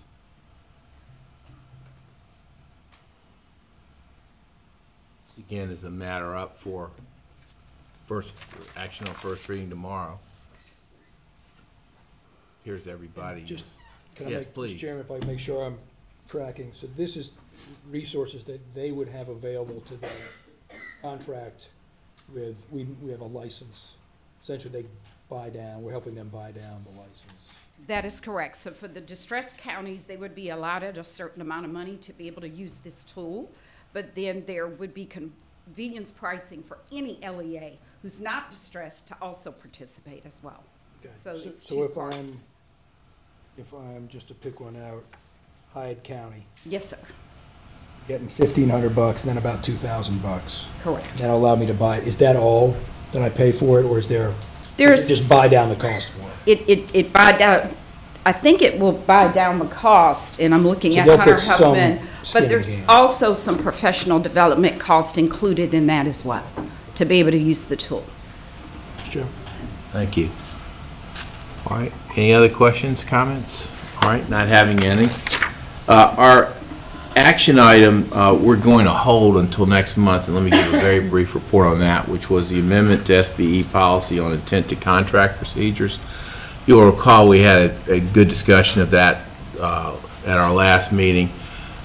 We have had some very productive meetings with Catherine Johnson, Barbara Roper, and Tamika Dunn, who've been very helpful. And we've worked through several of the issues or questions that were raised by the board. The one other area that we were working through had to do with an amount, a dollar limit amount having to do with all contracts, which also includes the issue of when that approval would occur. And we had a very productive discussion, I thought, last night with the superintendent working through these issues. And we've agreed it would, we came, I think, to some place of thought of agreement, and we now have to put that into action with some additional language. And so we're going to work on putting together that additional language and have it ready to go at the next board meeting.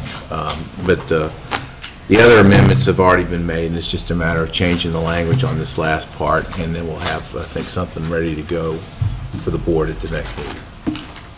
And I appreciate, staff has been great working through this, and I appreciate very much all the effort that's gone into it, and I think they're pleased with the ability for e-procurement and other things will become much more simplified from their perspective, and that's good for all of us. So thank you to everyone. Our next item is the update on contracts. There's an executed contracts report and a planned contracts report, and I would offer to anyone, if you have any questions about any of those, to please, this would be the time to raise them so they can be dealt with now. All right, often we don't, but sometimes we do. So not seeing any tonight, I think that concludes our report, and thank you very much. Thank you, Vice Chair Duncan. Well, this concludes our committee reports, and my thanks to board members, Superintendent Johnson, our DPI staff, and other contributors that participated in today's meeting. I now ask for a motion to go into closed session, and note for the audience and online listeners that following closed session, the February 6, 2019 meeting will adjourn immediately. Is there such a motion? There is. I move that the State Board of Education go into closed session to discuss personnel matters and to consult with our attorneys on attorney-client privilege matters, including 1, Hope County versus State of North Carolina and North Carolina State Board of Education, 2, Carter G. Woodson versus North Carolina State Board of Education, 3, Francis Adkins versus Eastern North Carolina School for the Deaf, and 4, North Carolina School Boards versus Falwell.